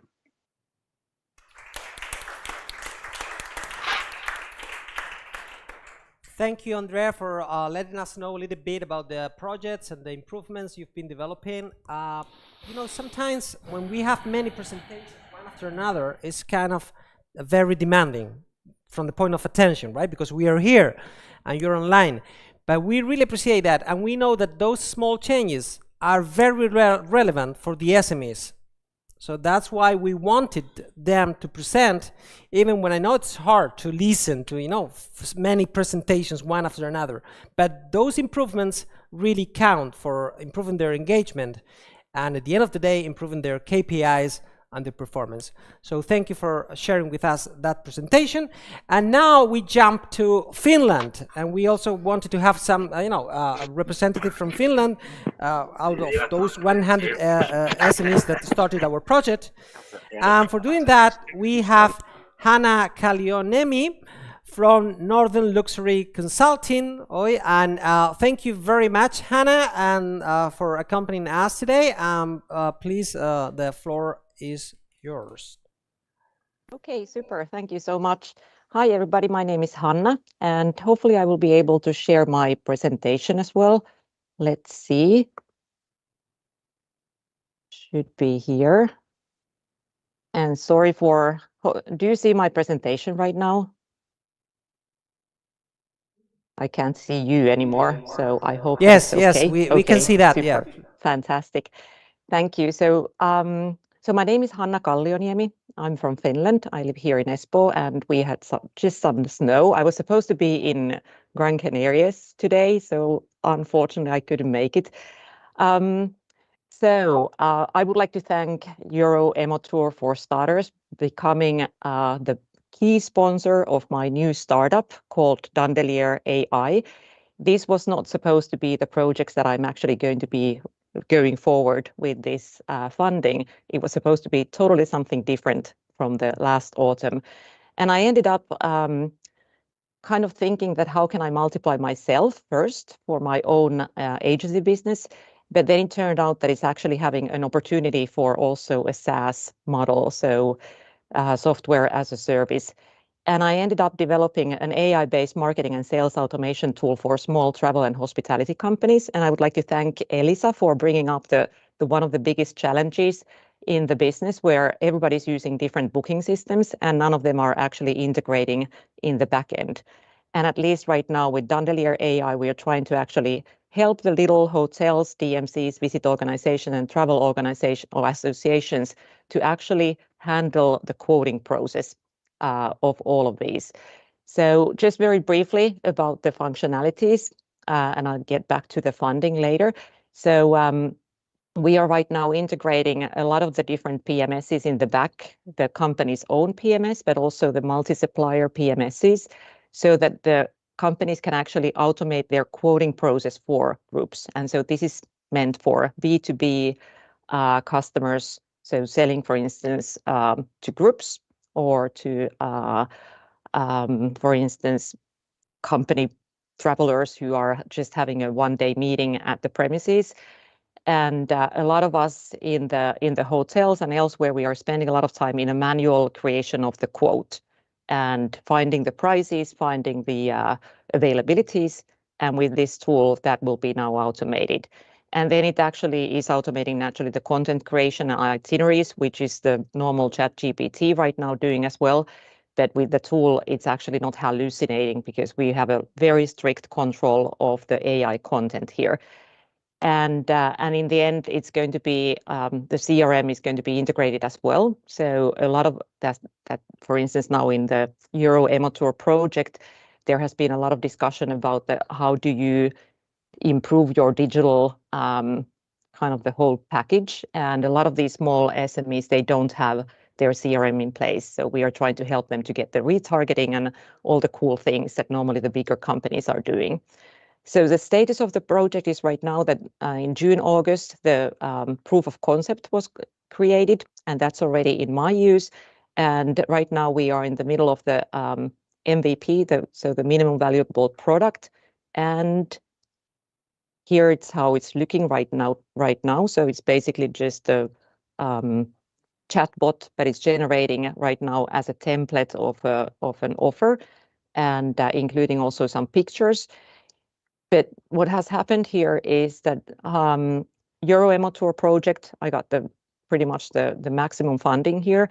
So we are right now enhancing the AI capabilities with this funding. You can imagine that it's rather expensive, so you can't get much. And thus, to help this project moving forward, I also got into another project called the Finnish AI Region Fair, and they were helping me to create the POC.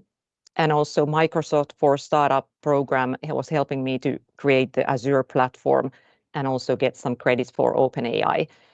So now how this is moving forward is actually getting a lot bigger. So I was already pitching the project in biggest European startup event in Slush a couple of weeks ago.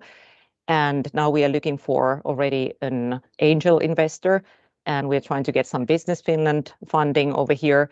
And then the next stage is going to be already a lot bigger investment. So without Euro-Emotur, like a initial seed funding here, I don't think I've ever done anything like this. So this enabled me to actually think bigger and generate something that I would have just left out 100%. But now it's a start of a new business. So hopefully in January, when the travel event in Finland or the travel fair in Finland is taking place, we will have the first 50 test customer clients. And then during next year, hopefully already 100 plus monthly subscriptions, at least in Finland. But if there is anybody right now online who would like to also test it also elsewhere than in Finland, I would be happy to use you as a test clients. So thank you so much for supporting my little initiative here, and hopefully it's becoming a lot bigger. Thank you.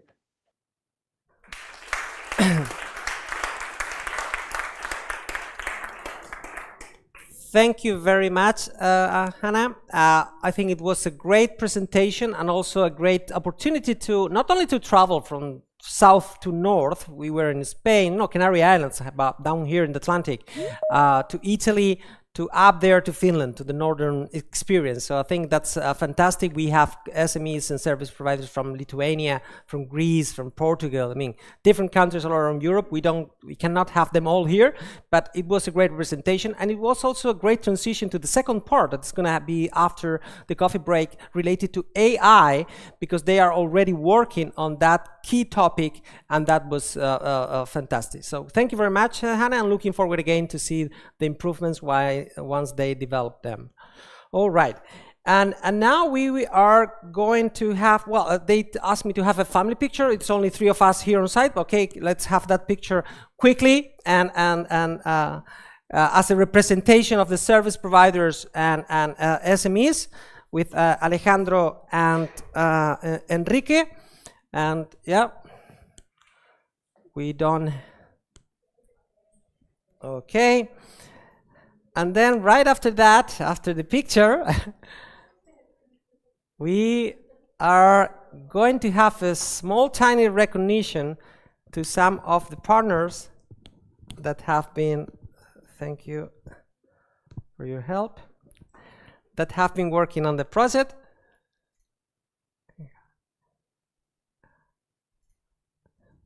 Thank you. Thank you. And for that recognition, I'm going to name, and please make all your way to the stage, let's say, or is he Alan? Okay, before that, let's give the floor to Alan Vela. As you know, he is he's our project officer in this COSME project. When it was launched, it was a COSME project.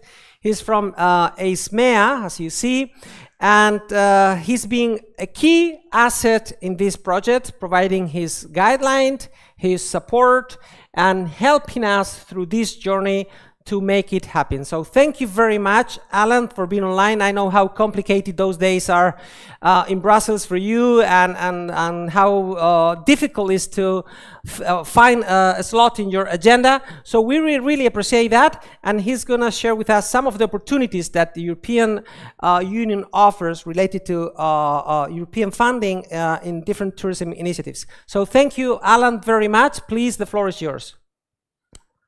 Sergio, thank you so much for the nice words. I'm really sorry I couldn't be with you there this morning for this final conference, but as the consortium member knows, I've been visiting the consortium also in another occasion. We talked about and sorted out, we managed to sort out all the difficulties and challenges that there were there, which has resulted into this lovely project, Euro-Emotur, and the successes and outputs which you are elaborating upon today, and which I know about, of course, during the different months which we have been discussing together, and which will culminate in your final report, which is expected next month.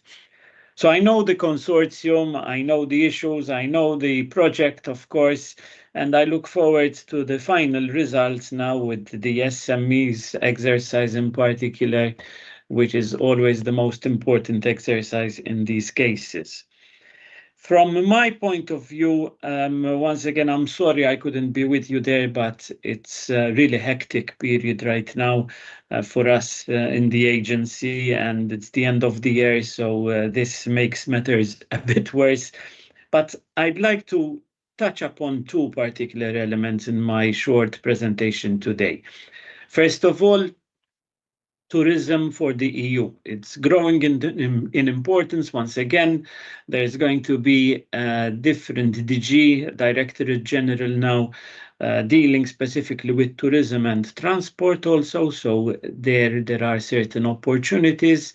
But we should also keep in mind that tourism has not been absent from the European agenda in the past years, of course, because during the past years, we have, for instance, financed quite a lot of calls for proposals in tourism once every year, effectively. And on the basis of this, in 2020, Euro-Emotur have managed to tap into such funds accordingly. And what I'd like to mention is that we tend to look into different aspects of the European agenda and try to model them into the grants, into the calls which we come out with, which we issue. So we looked, for instance, in 2019 to try to fund projects that relate to sustainable tourism development, followed by digitalisation agenda, the digital world and the innovation world in 2020, which is the call that interested most Euro-Emotur. In 2021, we looked at COVID-19 recovery. So there we, of course, needed to fund and assist as much as possible the projects to recover from the difficulties faced by COVID. Followed by 2022, with projects relating to the twin transition. As you know, there's this emphasis on the tourism pathways nowadays and the pledges, the different pledges that are being requested accordingly. Well, the emphasis there was on the twin transition, followed in 2023 yet another call on competitiveness and resilience of the ecosystems. And I'm happy to announce that in 2023, these projects have just been launched now, and they have started 4 new projects, interesting projects indeed, relating to competitiveness and resilience.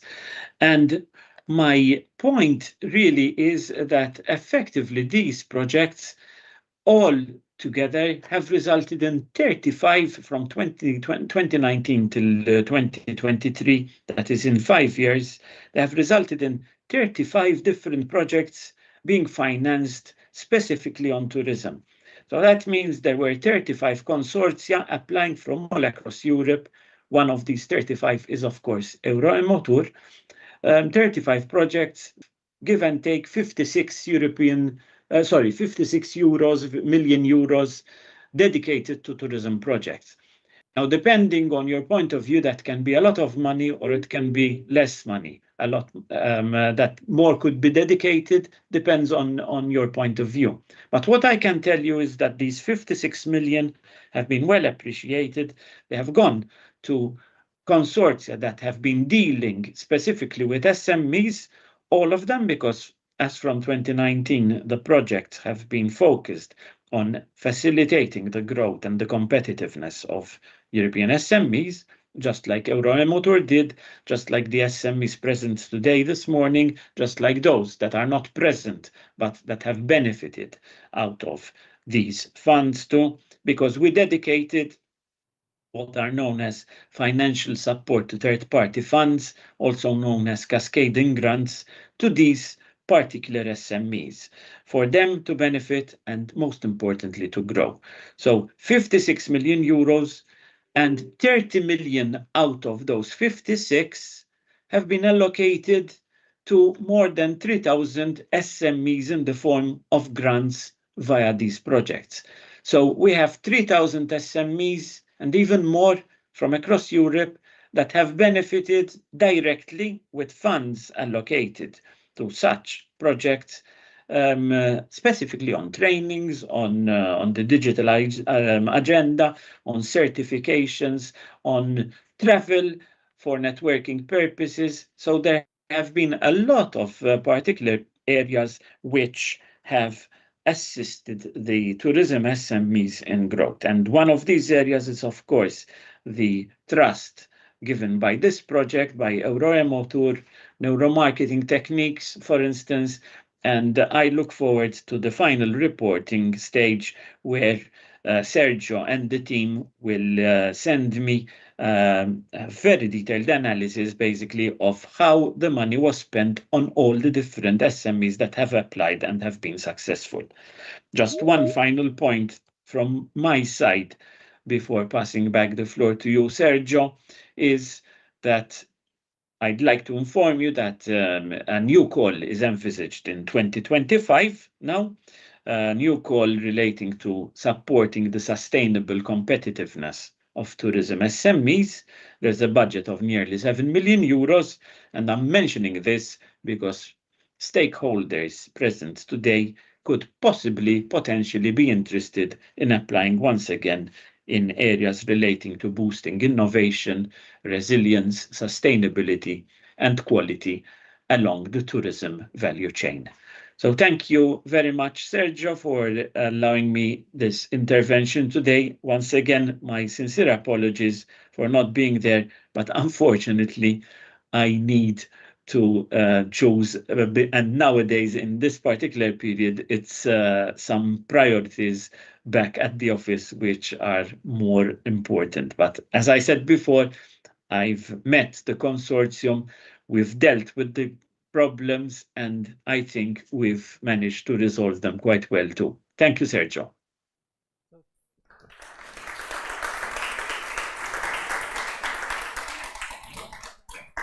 Thank you very much, Alan, for your time, for your kind words, and once again for your continuous support. We count on it, and we are sure we will continue counting on it, and we'll keep in touch, not only for the final report, but also for the continuity and the legacy of this project that we all believe has reached a very significant and relevant base camp. But still, we will continue working together, and thank you for all the information you were also regarding to the importance of tourism at the European level, and also for the different fundings available to keep working together within this consortium and any stakeholder within our ecosystem. So thank you very much. And before the break, changing topics, and to close the first part of this final conference, let's go to have some tiny, small recognitions, rewards to different stakeholders of this hub and this community. So let's start to have, it's just a tiny recognition, but I think it's important because we have to celebrate each, step forward. So I think it's a great opportunity for that.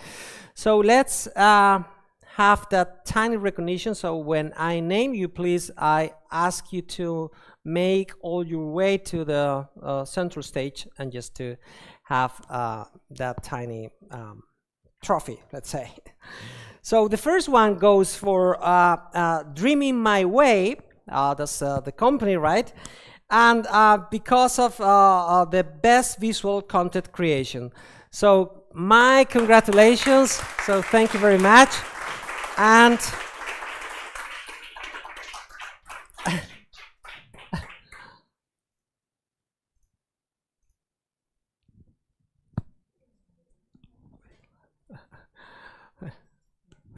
sí, parece que estamos.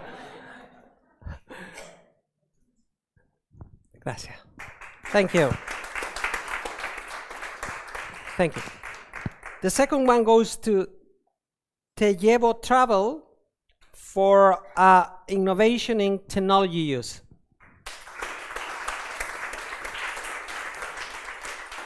Felicidades.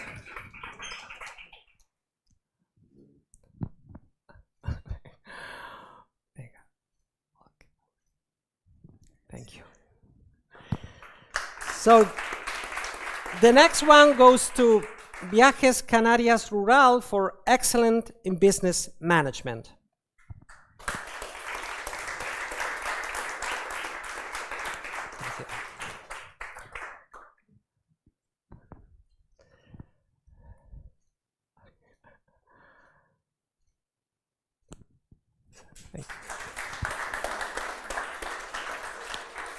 The next one goes to Atlantis Technology for best web functionality service.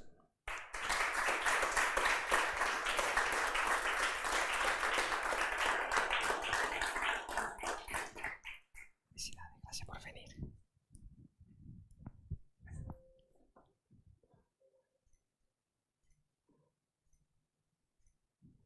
Gracias. Now we go for the award to Orbis Nauta for innovation in digital content creation.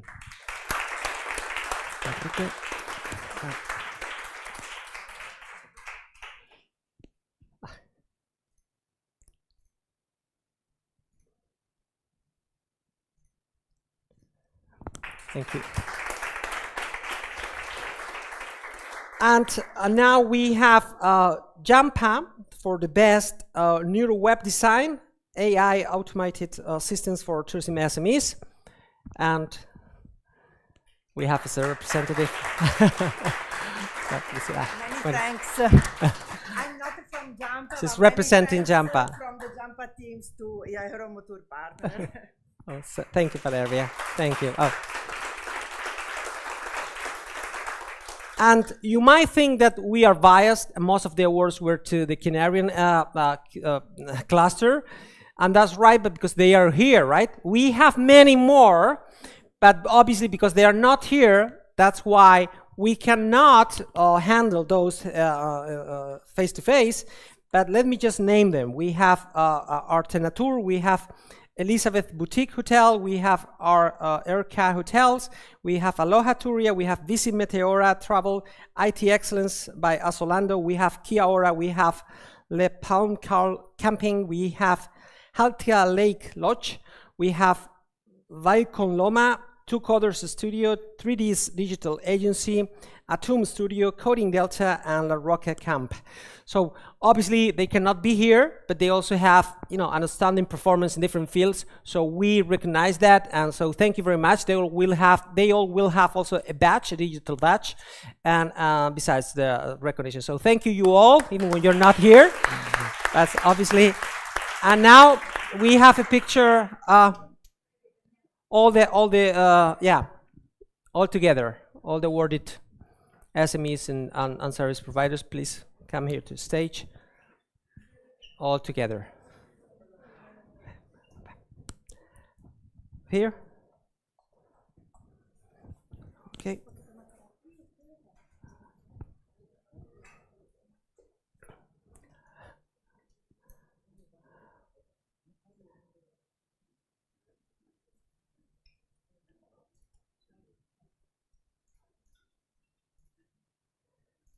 So thank you very much.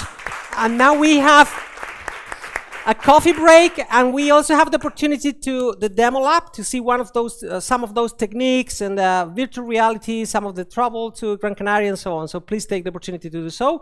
So let's have a 15-minute break on the coffee break. So thank you.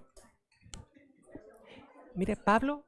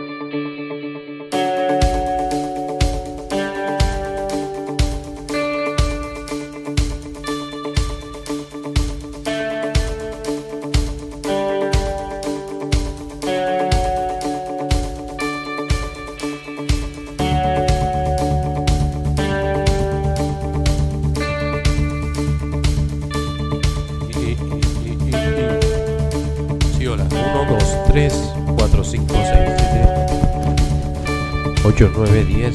Prueba, prueba, prueba. 1, 2, 3. Craneal, sí, hola.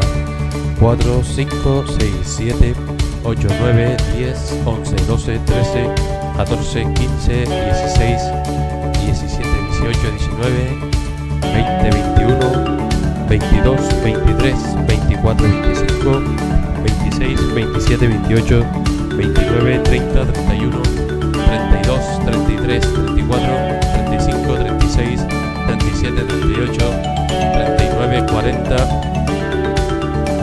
41, 42, 43, 44, 45, 46, 47. Prueba, prueba, craneal. Sí, hola, hola. Ey, ey, ey. Ey, ey, ey. Ey, ey, ey. Ey, hola. Sí, sí, hola. Ey, ah. Ey, ah. Sí, probando. 3, 4, 5, 6, 7, 8, 9, 10, 11, 12, 13, 14, 15, 16, 17, 18. Hola, hola, hola. Hola, sí, sí, ey, ey. Este es el de último que está haciendo. El otro lo tienes tú por ahí, no sé dónde lo pusiste.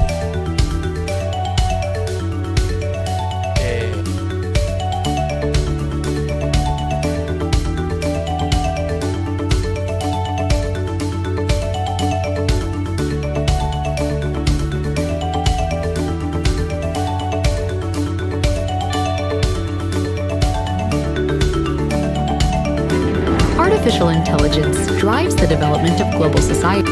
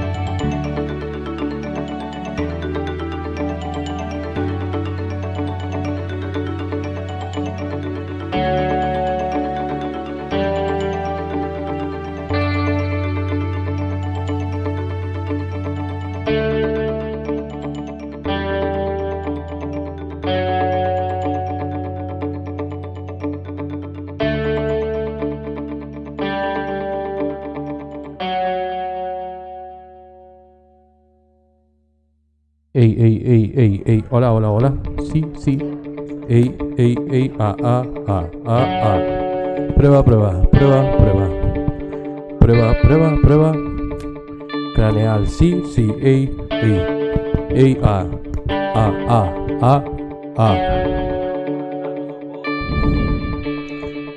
Ey, sí. Hola, 1, 2, 3, 4, 5, 6, 7, 8, 9, 10, 11, 12, 13, 14, 15, 16, 17, 18, 19, 20, 21, 22, 23, 24, 25, 26, 27.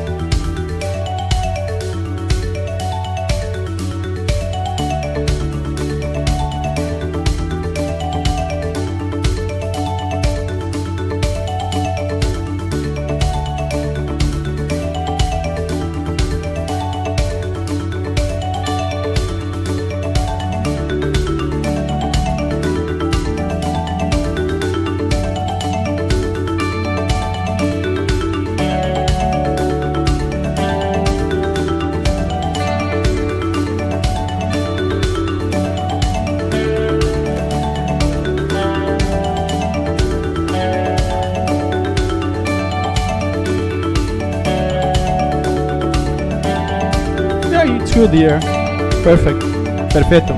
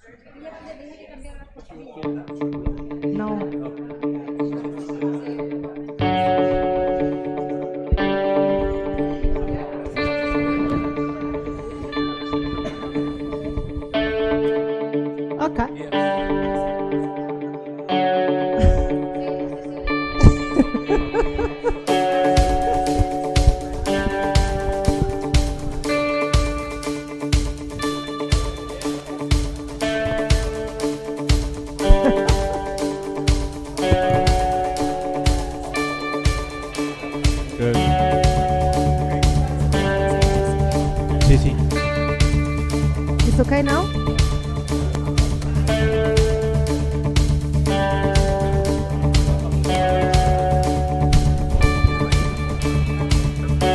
Okay, good.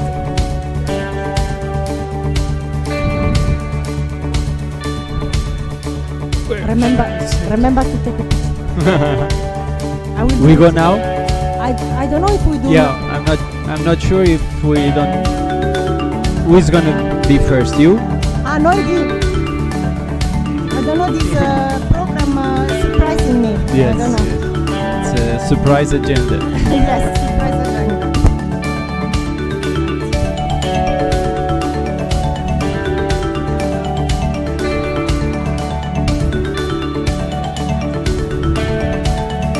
You're right, maybe we'll be sitting here because we are 4. Are we? So No, I think there are more people. So then maybe not, I don't know.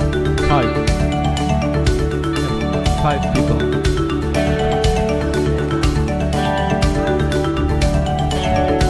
Yeah, but there are more chairs that side, so. Okay, you know what? Try to do one like I do something stupid. We can ask someone if we stay there. Well, they are taking pictures, so we can ask them. But then it will take time to send it. Yeah, because the problem is they send the picture 2 days later. It's too late. Oh yes. You need to do in real time, not when it's. We can ask Valerian, for instance. Eduardo.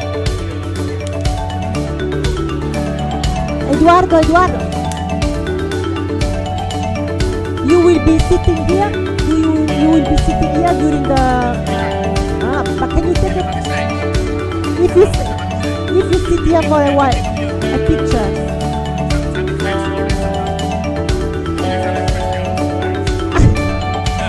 What?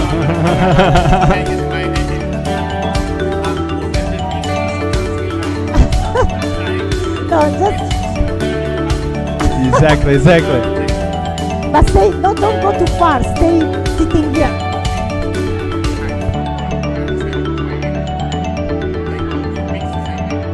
Okay, good. Maybe. Or maybe we'll send me tomorrow. Again, I need someone with a phone.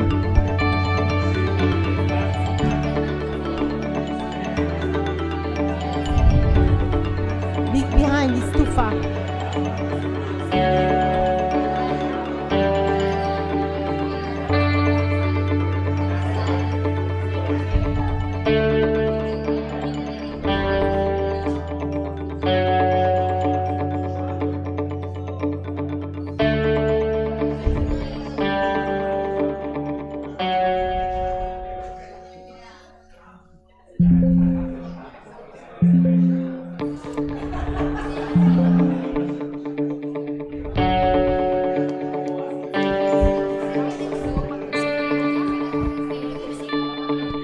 ¿Ahora o después?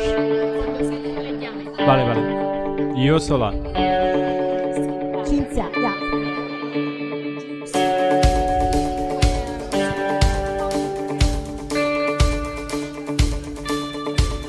Habla.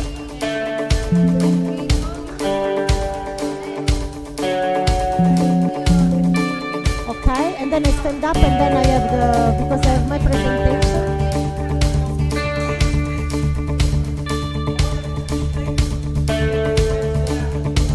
Okay. So we are ready now.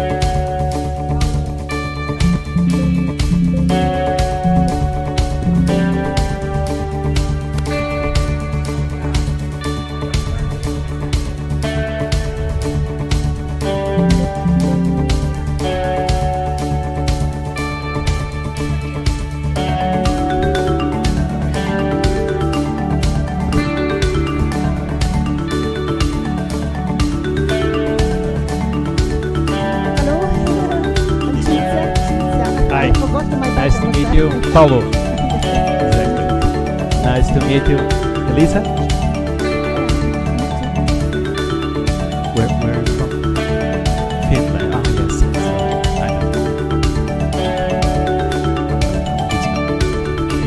Portugal. So we keep going. So thank you very much for your patience. We have a little delay. But I think it was a well-deserved coffee break since it has been a very demanding, many ideas, many insights that we have to process, so that's hard, right? So after the coffee break, now we keep going. We've been discussing the first part of the meeting about what we have done. Now it's the turn to look ahead and envision what we can do in the future.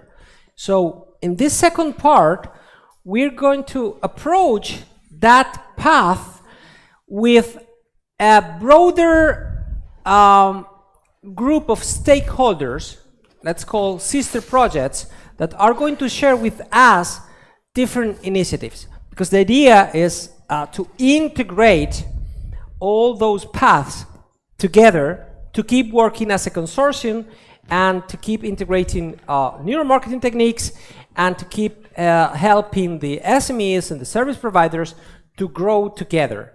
So in order to do that, we have 4 speakers. I think we are very lucky to have all of them together here.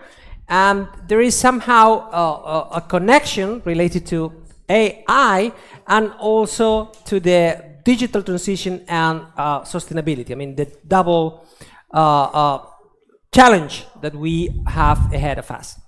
So first, for let's say it's a kind of introduction and masterclass related to AI and the potential, and also as he's also leading a project in Finland related to AI and in relation with the AI National Agency and so on. We have Teemu Moilainen and also Elisa, that they come together and they're going to talk about AI as an opportunity for tourism industry in Europe, and they come from Haga Helia, one of our partners. So remember, this is a hub and the idea is to keep growing together as a hub.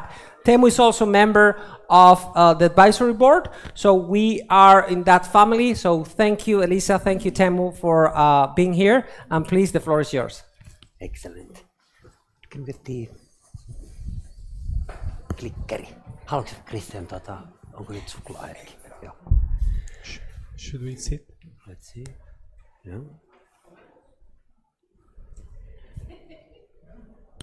So, ladies and gentlemen, it is a pleasure to be here talking to you of a topic which has, during the last 4 or 5 years, become superbly relevant to and also a big part of our lives. My name is Teemu and I'm principal lecturer principal researcher in Haga Helia, and I'm also AI deployment consultant and project manager for a couple of projects which aim exactly that, helping SMEs in deploying AI in their activities.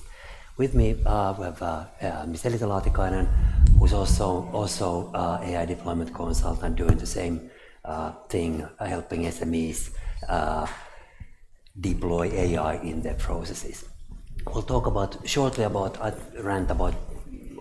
higher level stuff of AI as an opportunity for tourism industry in Europe, and then Elisa presents few of the projects and also activities that we do in Haaga-Helia with the deploying AI in SMEs.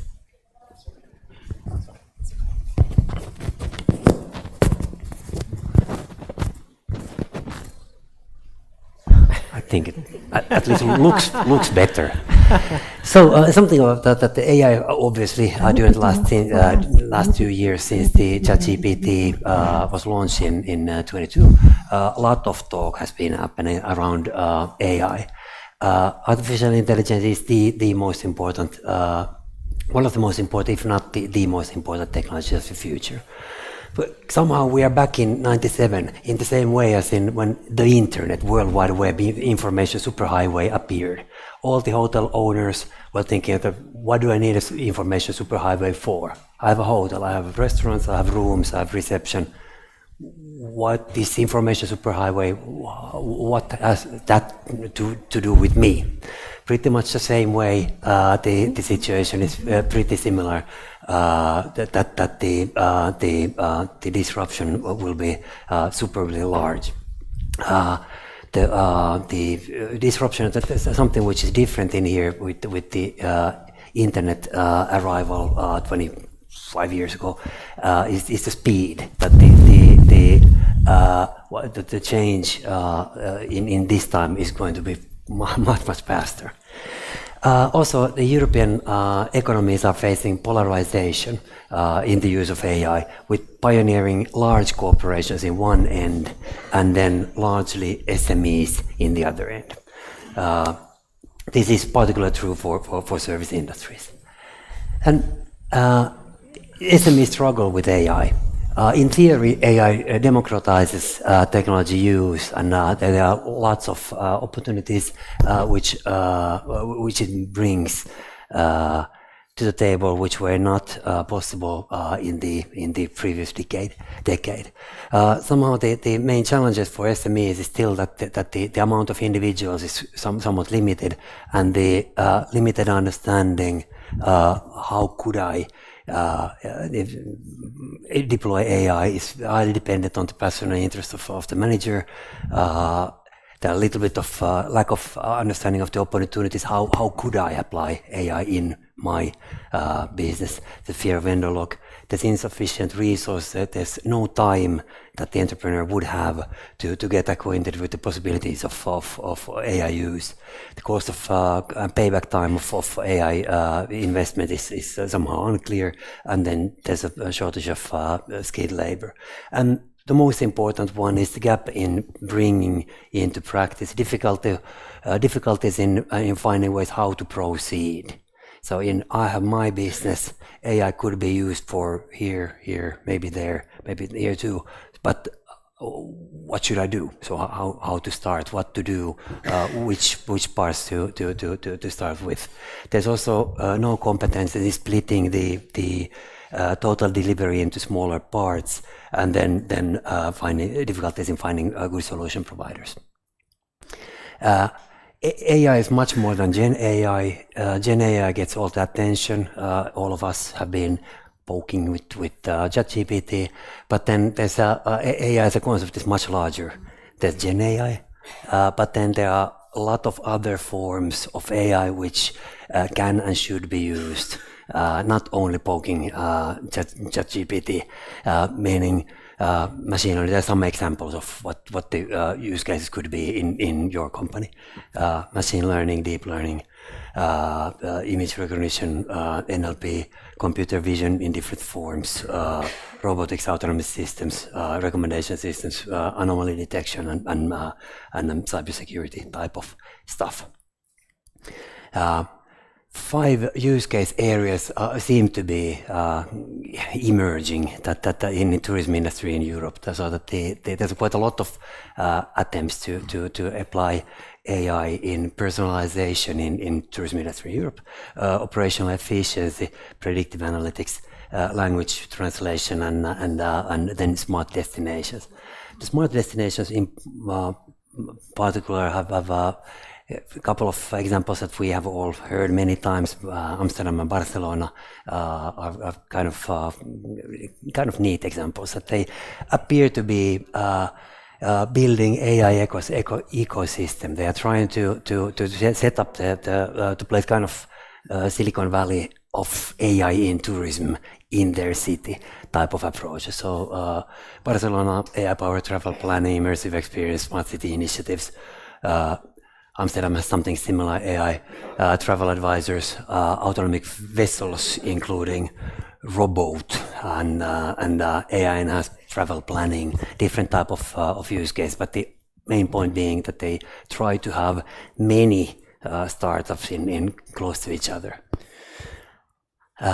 So future of AI in European tourism, there could be just some thoughts. Could be something that in a couple of years, this might lead into fully personalized travel experience, might lead into widespread adoption of smart tourism systems, might lead into collaborative innovation across European nations, but that also could go horribly wrong. It also could lead that the development of AI may end up being led by American and Chinese tech giants.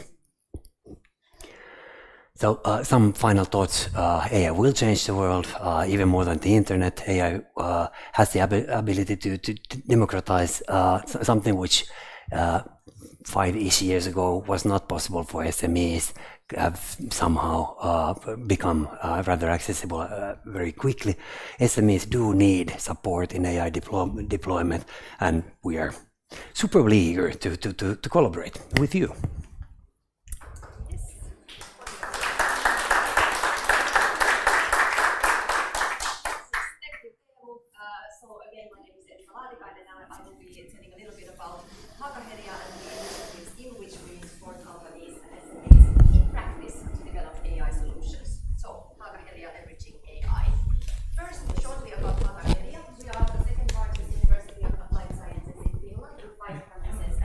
You can sit if you want.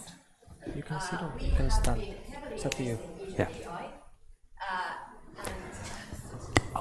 are some of the core AI for business development and education are some of the core competencies that we focus in. So going all the way from applied AI for business and education, all the way to data usage, ethics, AI education, pedagogical development.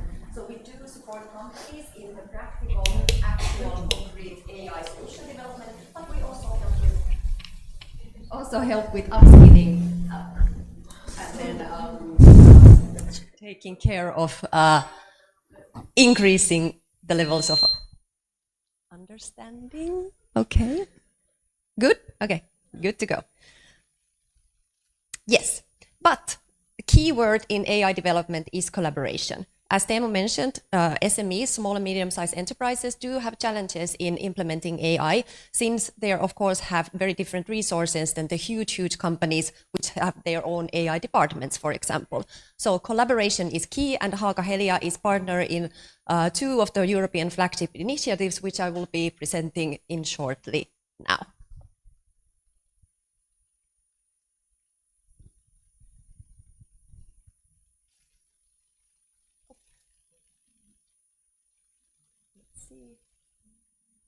There's always the test run that goes perfectly, and then the live mode, which doesn't.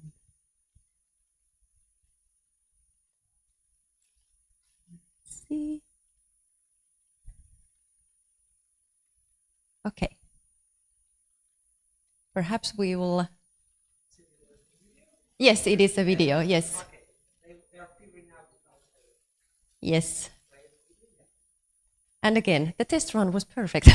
Just not too many minutes ago. Let's see, perhaps if I continue and we can get back to the video at the end of the presentation. Okay. Let's see. Okay, we'll continue with the presentation. So Finnish AI Region Fair is one of the flagship initiatives of European Commission. So European Commission wants to make sure that the small and medium-sized enterprises, of which European companies is the vast majority of, will be able to develop all of these solutions with some support in resources. So what this means in practice is that FAIR, the Finnish AI region, will provide free or heavily subsidized support for companies for the AI development. There are different types of services that we provide: needs analysis and road mapping, concept and solution development, experimentation and test before invest, skills and training, networking, and support to find investment. All of these are very practical, hands-on support for SMEs to be able to develop new AI products and new AI solutions. One of the key findings from this project and this initiative is that there are many different types of needs with the companies, with the SMEs. Some have a developer, but they need data. Some have an idea, but they need development support. So it is good to understand that that's where the kind of the collaboration stems from, that it is good to be able to collaborate with different stakeholders to support the development.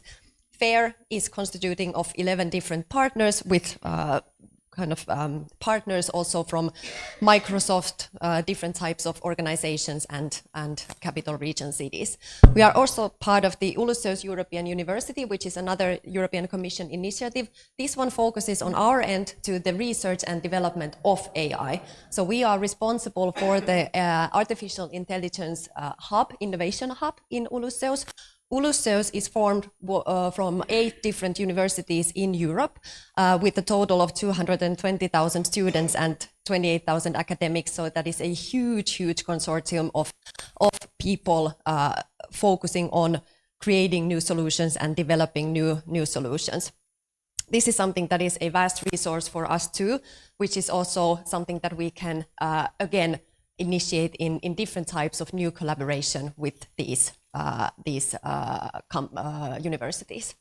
But then, going a little bit more specifically, just a couple of examples of the practical AI projects that we are running. We do have a total of 23 ongoing AI projects in Haaga-Helia at the moment, focusing from AI in hospitality and tourism, AI in small and medium-sized enterprises overall in the business development, sales and services, upskilling, education, sustainability, and health technology.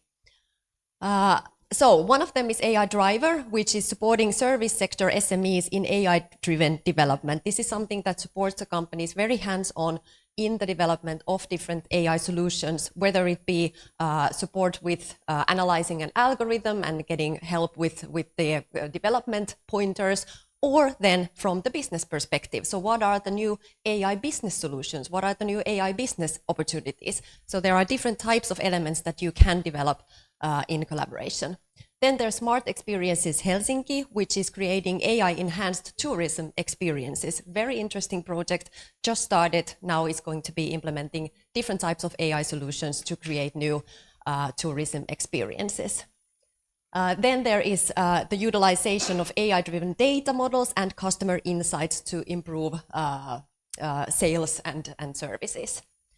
And then, of course, as we all know, as long as you are developing AI, there are the new and improved regulations that are coming from the European Commission. There is AI Act, but then there's also Digital Services Act, there's Data Act, there are all different GDPR, many different things that you do need to be aware of when you are developing these solutions. So AI Regu is supporting companies in understanding that what it is that they specifically need to be taking into consideration to be able to create those new AI solutions. So, as Teemu said, we are heavily focused in AI. We are eagerly trying to support companies and organizations and stakeholders to develop new AI solutions, and we are also equally eager to collaborate, and this is what we bring to the table. We have collaboration and networks, super strong ties to companies. In FAIR alone, we have been working with 150 plus companies, and then there are all the other projects in addition to that. And we do have a large number of projects, 23 ongoing and continuously more in preparation. So that. AI will change the world, does democratize technology. SMEs need support. If you're planning to engage in something like this, we would be happy to collaborate. Thank you. Thank you.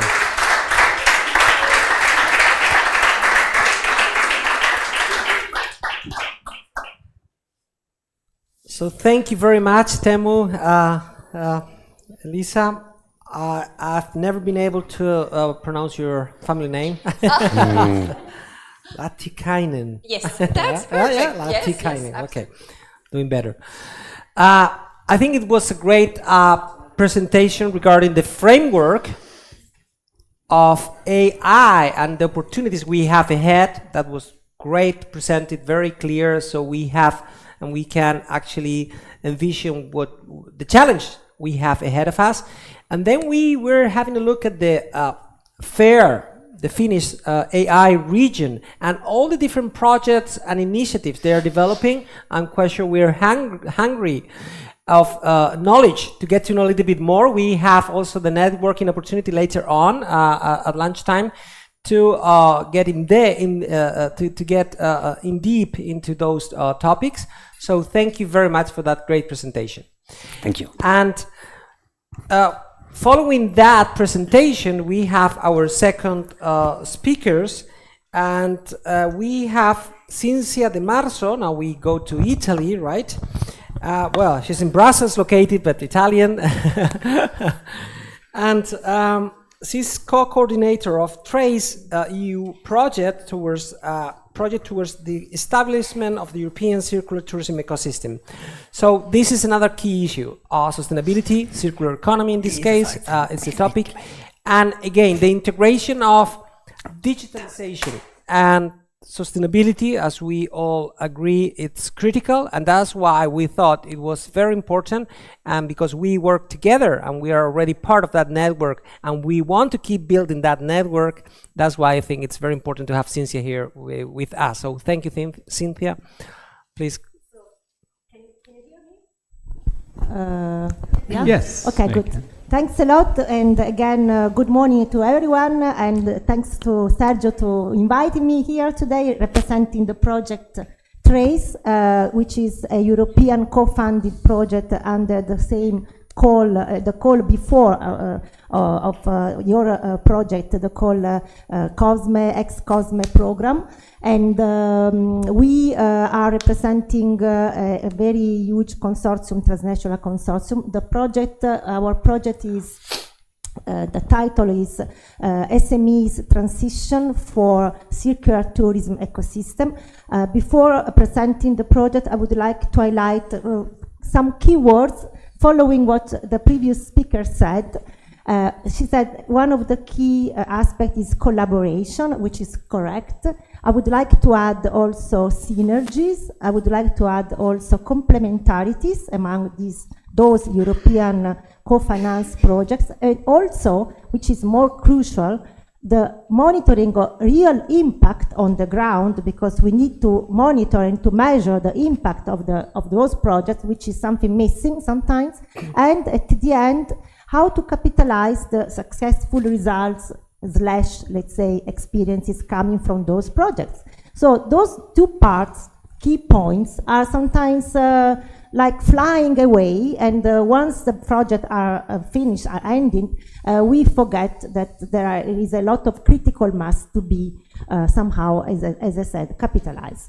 So that's the reason why I really appreciate to be here today. Also because if I would have make my presentation online, like in remote, like the other previous speaker, I would have missed all the content, the insights that I'm getting today from this Euro-Emotur project, because it will be also my presentation, then bye-bye, I have my stuff to do in Brussels.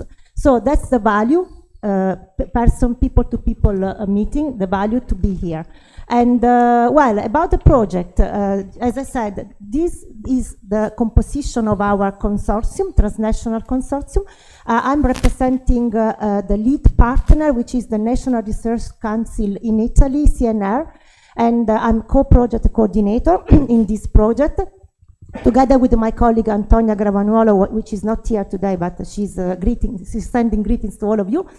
And we have also other partners from Belgium, from Italy, another two partners more, representing one the regional territorial agency, and another one it's a kind of business support, Romania, Cyprus, and Spain. So, as you see, we just are arriving at the end of our project. We'll end in June 2025. But what we want to do, what we want to achieve with our project, because we are now under implementation, we are already completing this part of the supporting program for the SMEs. Our target are as tourism SMEs, different type. Hotels, restaurants, travel agencies, mainly, let's say tourist establishments, but also travel agencies. And we are providing a grant of 7,200 euro to each SMEs selected under this call of expression of interest that we published last year. And so we are, let's say, supporting about 100 SMEs, and they get not only the money from us, but also technical support. We are trying to help them to achieve this twin transition, in particular focusing on sustainable transition. You are more focusing on the digital, but for us it's more sustainable. But also we want to support them to develop a business model, sustainable business model, and to get some certification, a green certification. It's not the main goal, they are not obliged, it's not a mandatory achievement, but we want to guide them to get certification, in particular the European certification, green certification like Ecolabel or EMAS, but there is a huge number of certification, not only in Europe, but also at international level, as you might know. But we want to guide them to also to understand, to clarify what are the benefits, what they can achieve if they are certified. They can get trust, they can get more also visibility. So we are trying to provide all this support, also using some tourism experts, which are getting the fund from the SMEs.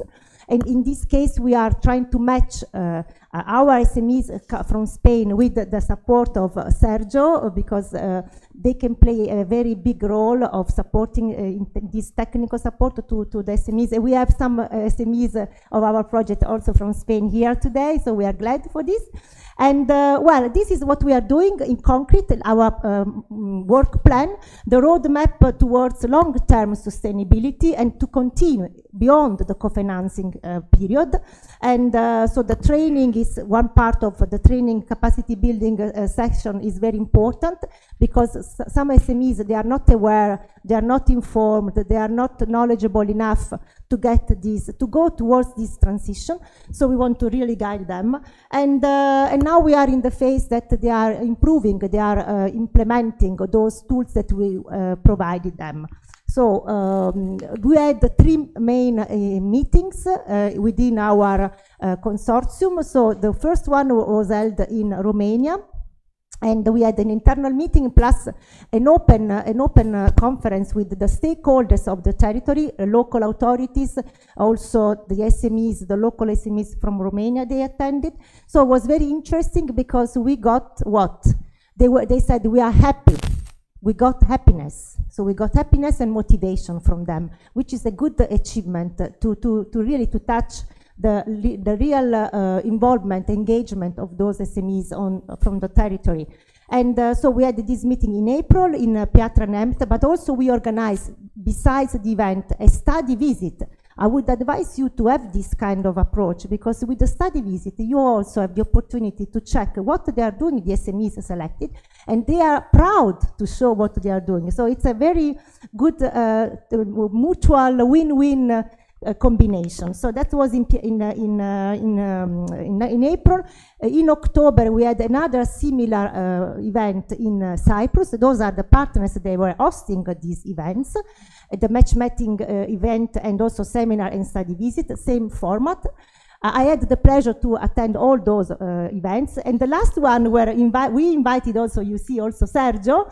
Sergio, you are not in the picture, I guess, not in the picture. Yeah, you are somewhere else. No, it's a pity.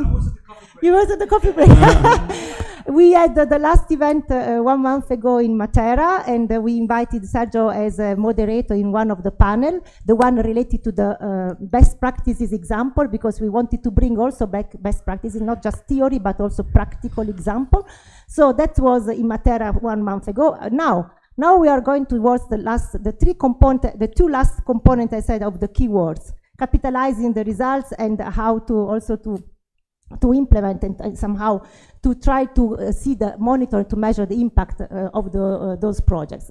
So we would like to take part, save the date in your calendar if you are dealing in the tourism sector, to 27 of May in Brussels, we will have the European Tourism Forum.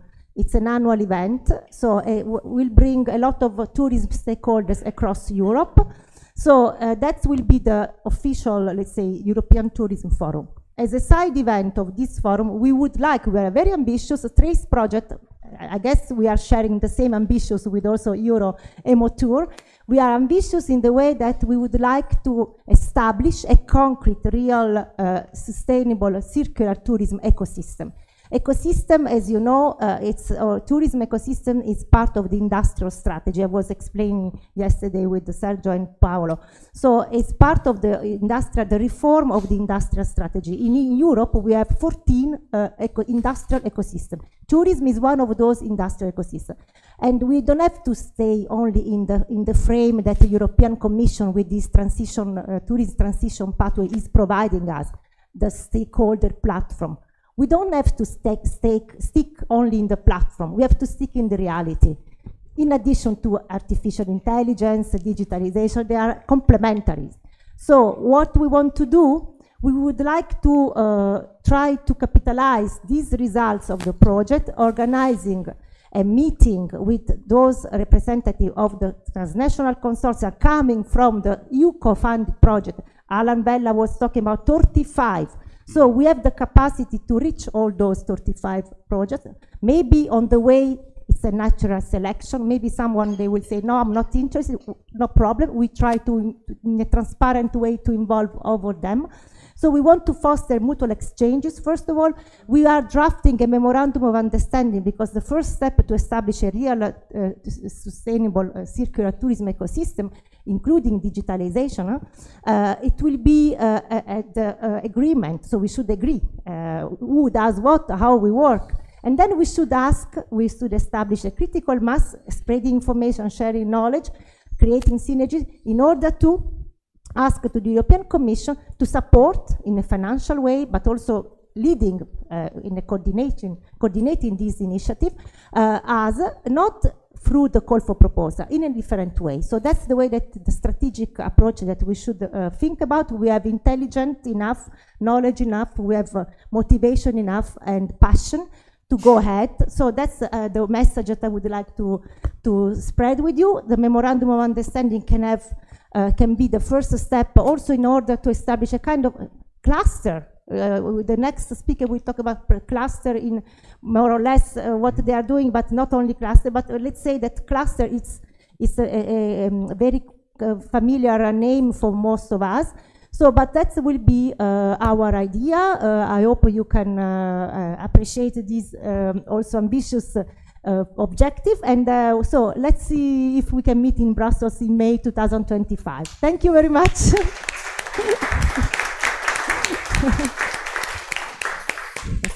So thank you, Vincia, for your great and enthusiastic presentation.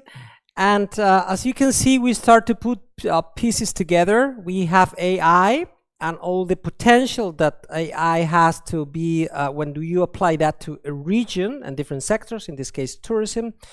Then we have, sustainability that is not a different path. It is totally aligned with, it has to be with digitalization and AI, of course. And that vision to have all the projects working together to grow, sharing that vision ahead of us and generating that impact being in Brussels physically, let's say, since we need to also tackle that political aspect as well. So that's also important. And to be able to work all together within that goal. So it was a great presentation, so thank you very much. And now we also integrate a third aspect that, remember, Euro-Emotur was related to tourism, that we call neuroscience applied to tourism. Well, now we apply that to SMEs. So we integrate the public, the private, the destination approach, the companies approach, I mean the entire ecosystem. In this case, we have another brilliant project that it's called Emo Cities, and emotional cities, technology-based approaches for data-driven and evidence-based urban health and well-being. And for presenting this project, our Portuguese colleague, Paulo Morgado, is from Lisbon University. He's going to make his presentation. He's the coordinator of this project. And I think we're very lucky to have also that approach of this neuroscience paradigm applied to destinations, let's say. So thank you, Paulo, for yours.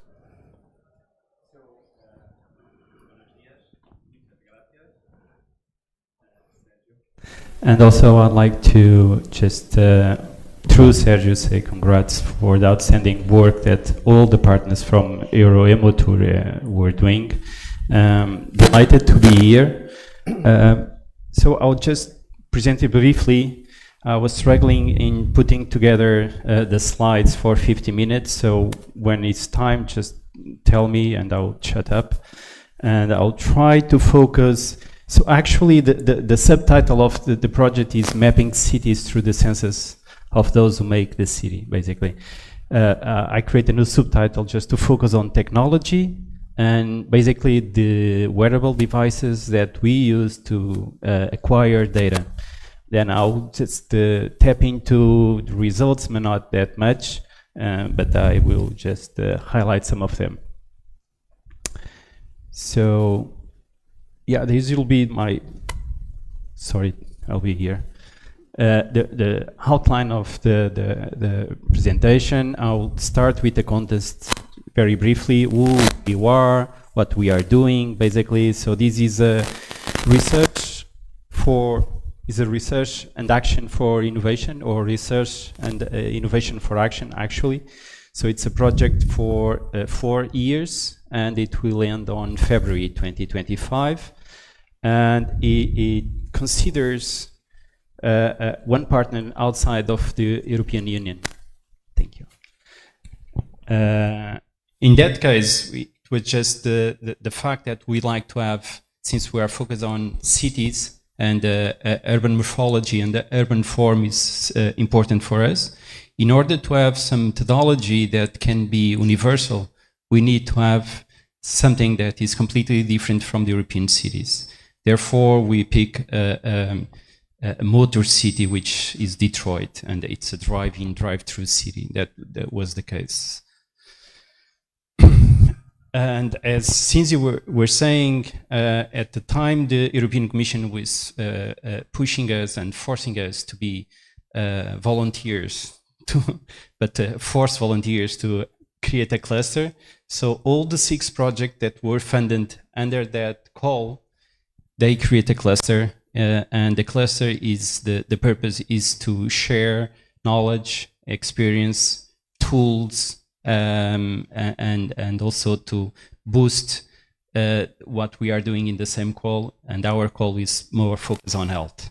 So it's the urban health cluster, and you can see what we have been doing all these 3 years, almost 4, just by going on the website.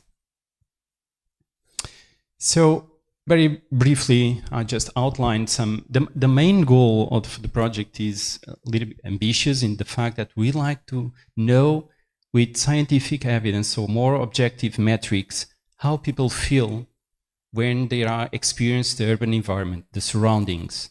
There's something in the surroundings that can trigger different types of emotions, and that emotions will be the drivers for how we behave. So we were trying to have a protocol, a methodological protocol that were able to capture that. Every single participant from the different experiments were try to be balanced between gender and age, but we don't have minors, so it's just young adults and seniors. And also one of the main assets, I think it is the fact that all the collected data is geo-reference. And could be, you know, at that point of the presentation, we'd say, yeah, it's basic. So most of the data nowadays is geo-reference. We put a picture on Flickr or Instagram or whatever, and it's geotag immediately. But we have like fMRI, so EEG, art data. So all that data is geo-reference, and we can actually download that data. It's free, it's public, it's our fair. So it's findable, accessible, interoperable, and reusable data. So you can download that data from the website of the project. And also, obviously, in the end, we'd like to draw some policy recommendations based on the findings. So motivation, very quickly, it's obvious, we all know this. More and more we are turning into urban species, so more urban environment, so we are exposed to this kind of environment, so that's why we're picking cities. Also, we are talking about health, but in our case, we're more focused on mental health. So how the urban environment can trigger mental health issues or can promote your mental health and well-being. So the numbers are also a little bit scaring. We are more focused on depression, and anxiety, Alzheimer, but also some schizophrenia and psychosis. The number of people suffering from dementia, which is also a fact that increases with aging, and we are becoming more elderly, living longer, and that fact also raises the probability of having dementia issues. So we are focused on people with mild cognitive impairment in our case. And the World Health Organization was highlighting these as a problem, but also the fact that the city and the environment has something to do with that. And that's why we are more focused on these. What kind of urban features are actually the ones that can have that effect on people? So that is also obvious, but just to give you the context, that, you know, through our senses, mostly the eyes, we are scanning for threats and rewards. So we are always looking, and, you know, if eye tracking, we can see, for instance, we have a thing with gender. So women and men at a certain hour of the day, or they are commuting, you know, walking, and their eye tracking is just focused on, you know, at the end of the path. But as it go up to the day, it's starting to get darker. Still have the same kind of high the heat maps, so with the fixation points, but women start to have much more fixation points because they are aware of threats, and that is give the sense, so the emotions of feeling and safety, and therefore it drives how they behave. They go slow. They try to look at the different threats that can be, and it's the same with rewards. That's the trigger our brain. So that's the things we focus. So going back to technology now and focus most of the things, it's very briefly, we are combining urban planning and urban science with neuroscience, basically. But it's not just the sum of the two. It's the things, the research design is customized to be able to capture the real effects of the urban environment in people. And that, as we were starting the experiments, we have to optimize several times the research design to be able to have more robust evidence. So this is just highlight. Again, there is a huge amount of toolbox for metrics and indicators related to health. considering urban health, and we were doing a lot of data analysis. And for the neuroscience, and to combine these, we have indoor and outdoor experiments, just to have more robust. When I say indoor, it's like in the lab. So we go into the lab with several volunteers and we do our experiments using fMRI, high density EEG, VR and augmented reality, eye tracking, oculometry, and several other devices. And then we go outdoor with more or less the same devices, and we try to see if we can have a good match of how people respond in the indoor, in the outdoor. And then we have also with some clinical patients with mild cognitive impairment, which is a side experiment just for people that have issues on orientation and navigation. I have to speed up, exactly. So this is just to explain the protocol. Basically, we were able to just identify many of the contextual data to see exactly where should we be doing some outdoor experiments. So all of the data, it's much more than what is here. This is quartile of greenness and people on higher quartile of depression or dementia or anxiety and so forth. And we were able to pinpoint these areas, so we go there after because we are finding some vulnerable groups.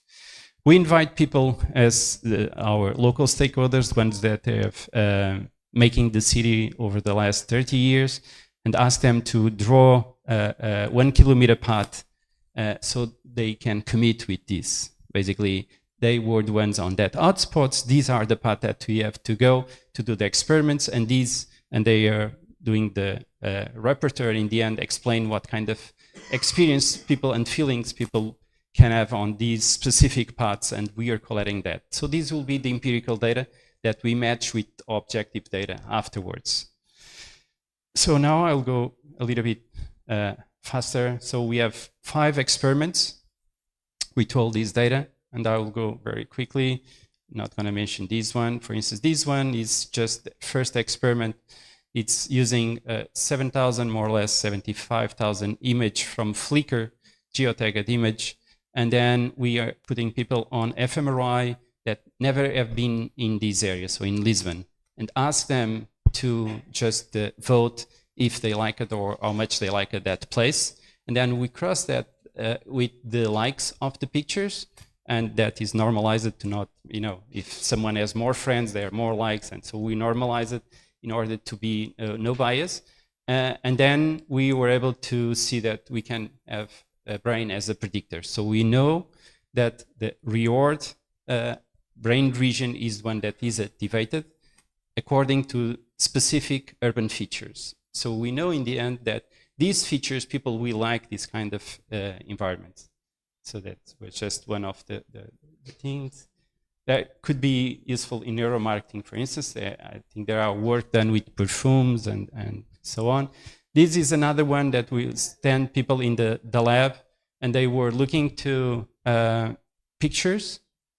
Short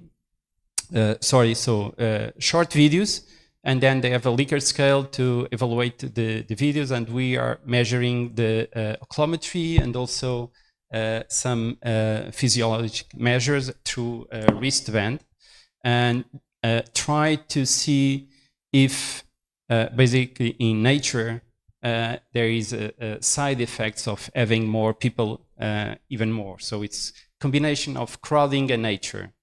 And one of the key findings from these, and then we combine these with segmented image and also some contextual data. So that one of the key findings is if we have a certain amount of people and there is a threshold in the specific area, then the restoration effect of the nature doesn't work. So when people are stressed, if they go to immersive green area, they can restore the level of stress. But if there is too much people, eye tracking says that people start to avoid the contact, and that means with the wristband that the stress is getting high again. So crowding in the nature also has the same kind of effect. So this was just to underline the fact. So people pretty much they focus on what is moving and basically other people. And when it starts to be too much, people start to avoid the high contact. And that combined with the stress, it means that people obviously don't feel comfortable. Also, we do some EEG, and these are some the areas that are more related with the relaxation and also some kind of restoration. So these some of the key findings. I'm going to another experiment that is using a wristband, the same one, and a customized application to track people during 2 weeks using the wristband, and we track using different mode transport and see how people feel during the day on the family care, leisure, sport, going to work, on the work, etc. Sleeping, if they have sleep disorder. So, and then we can ask by the end of the day through the app a simple survey, and we start to pinpoint the information and cross with the information coming from the wristband, and we can see if the stress, which is the arousal level of the person in the specific areas during specific types of activities, and using specific types of mode of transport can be more stressful than the others. Yeah, and then we have we create these kit with combine physiological, psychological, and also contextual climate data. So we can capture like PM 2.5, PM 5, PM 10 at the individual level. That was huge. The fact that sometimes we change from one sidewalk to the other, and the sensors from the city council mostly that capture all the area, right? So they don't give you the right precision. And sometimes if you are exposed to an area that have direct sun on you and the other area has some trees and shadow, it can be more than 5 degrees difference. And that can be very relevant. Also the temperature, the environment temperature, the wind velocity, the radiant temperature, and then we can perform the urban thermal comfort index of each person. And then this is all the data that we can combine. I'm not going to through that. I'm just going to highlight this because it was funny. If you see, you can combine. This is altitude and speed, and then on the bottom we have the heart rate of the person. So it's obvious when we go up on the uphill, how heart rate starts to go faster, right? But and then it's the same if you go down, but if it's flat, it doesn't. So at a certain time, we could see that the velocity was super fast, but the heart rate was very low. And that was because we were entering in the tram, so we were sitting. And that's the velocity of the tram, but since I was sitting, heart rate was really down. And then we can map that through the city. So that was more data. And just the last one with people with mild cognitive impairment. So we measured the holocentric and egocentric. So basically how I'm positioned regarding all the other urban features, or how the urban features are positioned with themselves and have that knowledge. So we can say, let's meet at a certain point. I have my mental map, right? So people with mild cognitive impairment, they start to lose their spatial memory, and they have issues in navigation and also in orientation, so the wayfinding. So there is some literature review that already says that the complexity of the environment can help a certain level of complexity, so up and downs, and to not be monotonous, and some landmarks as well. So we are trying that in VR. So we model part of the city, and we ask people that are with mild cognitive impairments to navigate. So that's the real thing, and the other one is the VR. And then we can change scenarios. We have one optimized scenario. This is just another metric is obvious. So the volume of area that you can see from a given point, which was relevant as well to combine. But I'm just going to point that we have optimized scenario, and then we have the real scenario, right? And we were exposing people on both scenarios. So pretty much This could be the real scenario with lack of maintenance, a lot of cars that are parking outside of the area where they should be, and these are the optimized scenario with more green, more landmarks. Everything is very clean. And actually what we have found was asking people at a certain point, they were navigating and say, this is your starting point, and now we were asking, where are you? And they were missing the places. And then on the optimized scenario, as you can see, they are much closer. So we can see here, the difference is very close. So it means that if we have landmarks and a good maintenance, it will help people with mild cognitive impairment to navigate and orientation, which was quite, for us, it was amazing to have that finding. So we were thinking, yes, could be something, but not that difference. And in the end, it was amazing to have this. So these are the ones that are really doing the ads-on the thing. So all the team, just to give the credits to all the team that is working on with us. And that's all from my side. Please, thank you so much.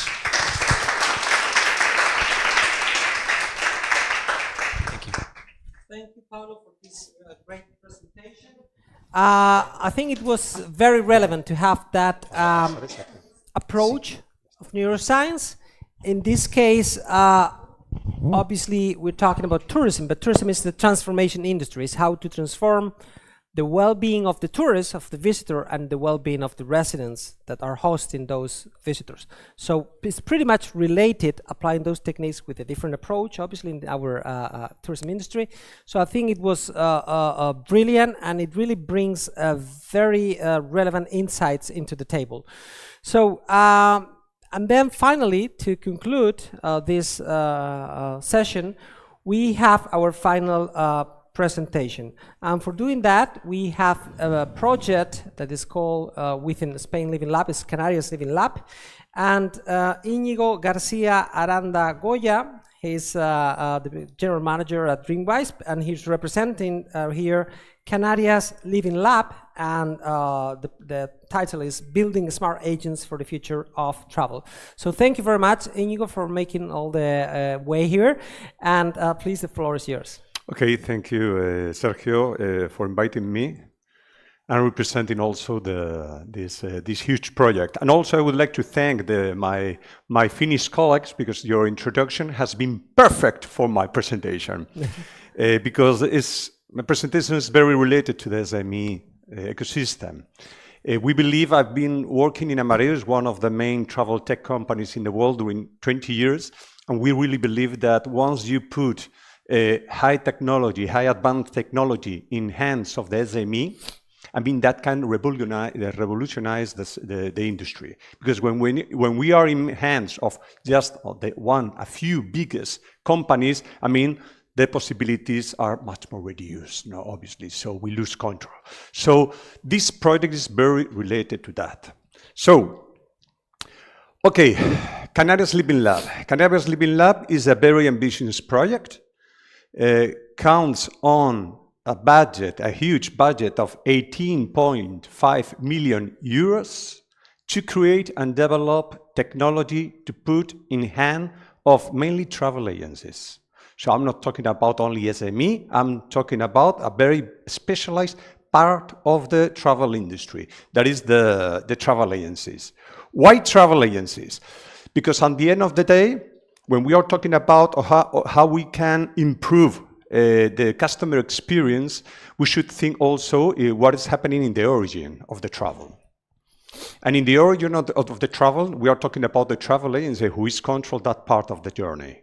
It's not only web, it's also real travel agents assessing the customers, where to go, what to do, and it's not the old times for travel agency only using air tickets. Now they are doing many more activities and very relevant. But the issue is what our colleague said, no? Okay, how we can put the technology in hands of them in order to make them very competitive, because at the end of the day, they have the ideas, the brilliant ideas, is coming from SME, because they are investing their own money, risking their own lives for their business. So at the end of the day, they have the brilliant ideas, but they don't have, most of them, the resources.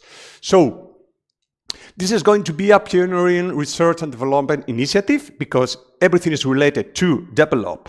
Also, it's a logistic challenge, but develop. We want to transform, we want to help transform the intermediaries in travel industry, the agencies mainly, using two key technologies and combine them, artificial intelligence, but also virtual reality. So these technologies comes also together, can be very well combined, and there's a lot to say about them together. But anyway, what we want to do is using this technology, putting these technologies in hands of the agencies. So Canaries Living Lab is about helping agencies using AI and metaverse in order to help them doing their business. But also, we want to understand the behavior of the customer in origin. Generate an impact on R&D ecosystem of the Canary Island tourism sector, not only in Canary. At the end of the day, what we are going to collect is going to be very useful for many other industries of travel industry, but not only in Spain. It's true that it's very focused on Spain.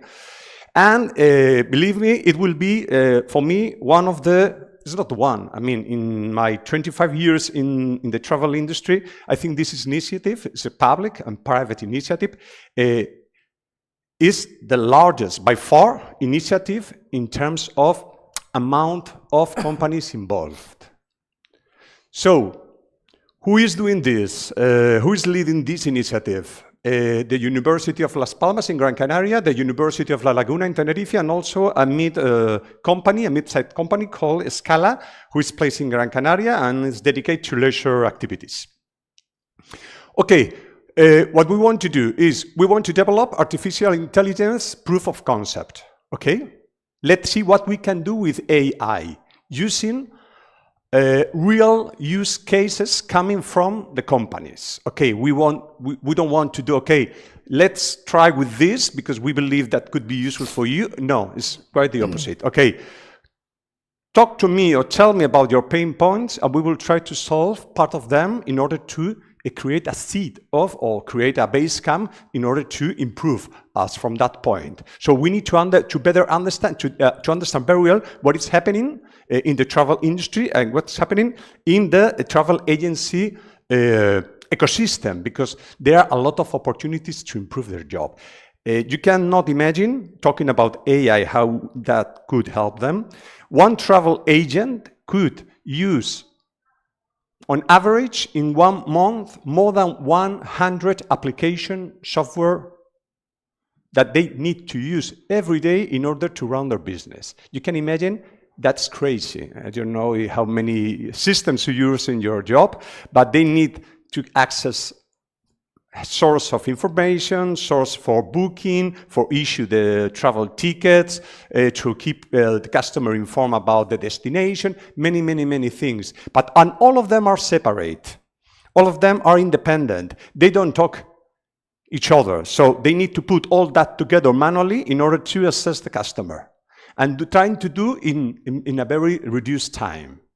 So what we want to do with the artificial intelligence is try to put all together using a chat, a smart chat, that, okay, using the large language model, that, okay, I speak to the system, I speak to the chat, but everything is happening back in the scenes. You know, we need to integrate at least the most relevant systems that agencies are using today. That will create a very different view of how they are using the technology. They are not using now software. Okay, you just talk or write to the system, and the automation is behind of that. You think about ChatGPT. ChatGPT accesses thousands of sources of information, but all of that is public. When you try to talk with ChatGPT about very specialized thing, okay, the accuracy is not the same. The accuracy is very low. I tried with Amadeus, for example, and out of 15 questions made to ChatGPT, only one was precise. The rest, horrible results. So we need to create very well and very specialized spaces for AI when we are talking about accessing the systems. Okay, we are planning to implement 400, this is the minimum, 450 living labs. So we are going to create a huge laboratory, a huge living laboratory made of minimum 150 travel agencies using AI on one side and in the other side virtual reality, okay, using glasses, special glasses from Meta probably. So we want to try to understand and collect huge amount of information coming from that use in order to better understand how we could help them with AI and also with the virtual reality. That I think it's a lot to say. So we also want to create 15 proof of concept for intelligent agents. We are not trying to replace, the idea is not to replace anyone. The idea is create assistants, a smart assistant for them.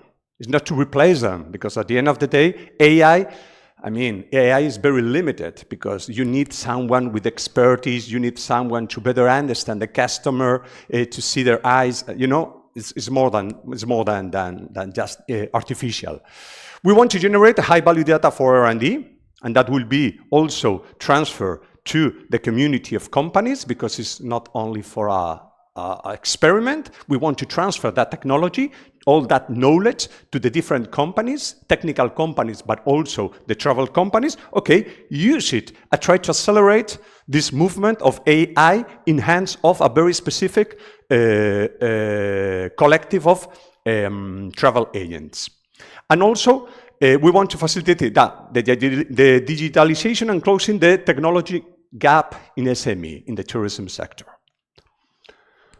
Okay, the living labs, you can imagine the amount of hardware and software that will require, because we are talking about we are going to provide them with glasses, we are going to provide them with the chat. All the development of that chat will be in our hands, in hands of the companies I have talking about. And that requires huge servers in order to process all the content in the virtual glasses, the virtual reality glasses. So we are planning to collect thousands of images in 360 in order to show the customers. I mean, you can imagine the travel agent, okay, you are very interested in this hotel, okay, put the glasses and you will see the different type of rooms. And the different type of rooms, they will see a 360 image with their glasses. Okay, I like this one.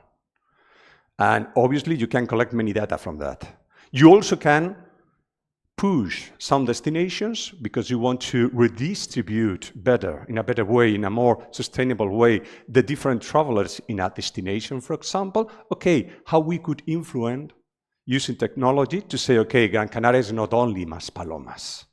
Don't put everyone in Maspalomas. Okay, let's try to show them other places in Gran Canaria in order to see, okay, if you are an active traveler, you will love this part. But they need to see it. They need to be inspired from the very beginning. And internet is not so good many times because it's huge, the amount of information. There are, and I'm not talking about the social network, that is even worse, you know, because they are putting. I'm coming from Tenerife, and everyone go to the same part in the Anaga. Anaga is huge to take a photo because that photo is coming from 1,000 of photos in the doing the same photo, no? So that's a problem because create a very inefficient way of doing travel. Well, living labs. Ending my presentation, the smart agents. Okay. I have been talking about travel agencies using AI to solve their problems, to solve their pains in terms of inefficiencies, also using the virtual reality to inspire the customers in different way. But I'm also talking about systems and use cases. The use cases part will be, the main ones will be related to the travel agencies. But also we are planning some proof of concepts. The proof of concept is something that is going to be more theoretical, but is going to be developed in real life. So part of that will be transferred to the labs with the travel agencies, the proof of concepts related to travel agencies. But also we are using some partners to help us to do this part. So we are talking about, okay, smart agents, integrate this kind of systems, because we need to integrate that. That is one of the very challenge, how we can integrate so many systems, because the systems, many of them are closed systems, so we need to convince them, okay, a PMS in a hotel, open that in order to help you, or in order to show you how I could help you. Hotels, but also destinations. We have been talking in this during this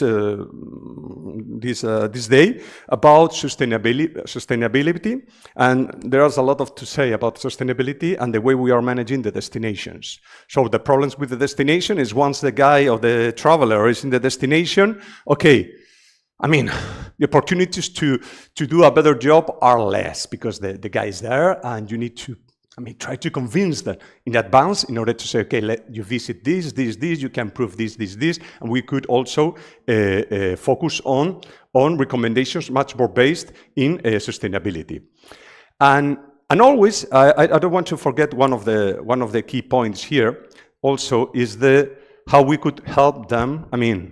Agents are very good at recommending trips. But what happens if you train the AI with the information or with the interaction of thousands of travel agents doing recommendations using the system? You can imagine the powerful tool you will have in order to do a much more expertise recommendations in the future. So an agent will not be depending only on his own skills, also will be using the skills of others, the experience of others. You say, okay, but they don't want to do that because they are competing. That's the SME is good. They don't mind to compete. They prefer to compete because one of them, they are very local, so they can put all their knowledge together in a place in order to be shared by them. It's true when you approach a big guy, a largest travel agency, okay, but I want exclusivity for this because I don't want this for my main competitor. But the real technology starts when you are using this kind of environment, based on SME. So I'm not going to going through the concepts, proof of concepts, but the continuity of this project will be there will be a data hub. The living labs will capture data as a unique global asset that store massive behavioral data of source. It will be centralized in a huge data lake with a lot of capabilities to interoperate with other, for example, projects like yours. Why not? No? So, okay, we can use the information, we can share information to see how all this information could be combined to make it much more powerful. We are planning also to create a network of international universities because at the end of the day, the problems are probably the same in the different countries. We are not planning only travel agencies in Spain. We are counting also with travel agencies, for example, in Portugal, but also in some other countries. But it's true that in order to be very consistent, you cannot integrate with very different systems from different countries. You have to focus because otherwise you are going to spend too much time integrating things. And that's all. I hope that this is going to be a reality next year. Everything is put on the table. So we want to start next year, mid-year, next year. And once of that, let's see how we can continue with that, because we are thinking that that will be the seed of a very different way of doing business for the travel agency. So thank you very much for your attention.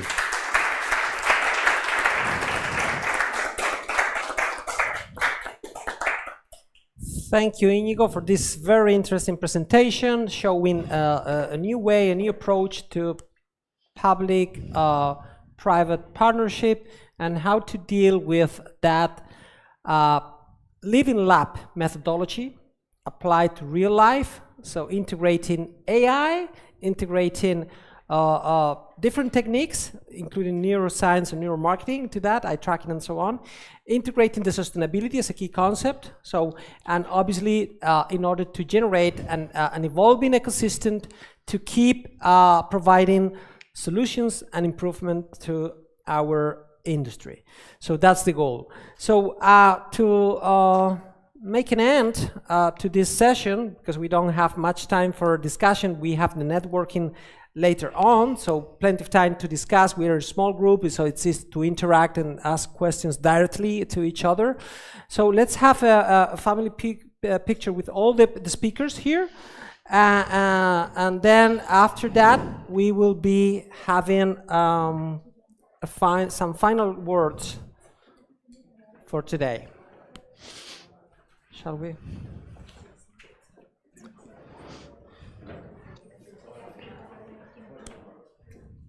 Excellent.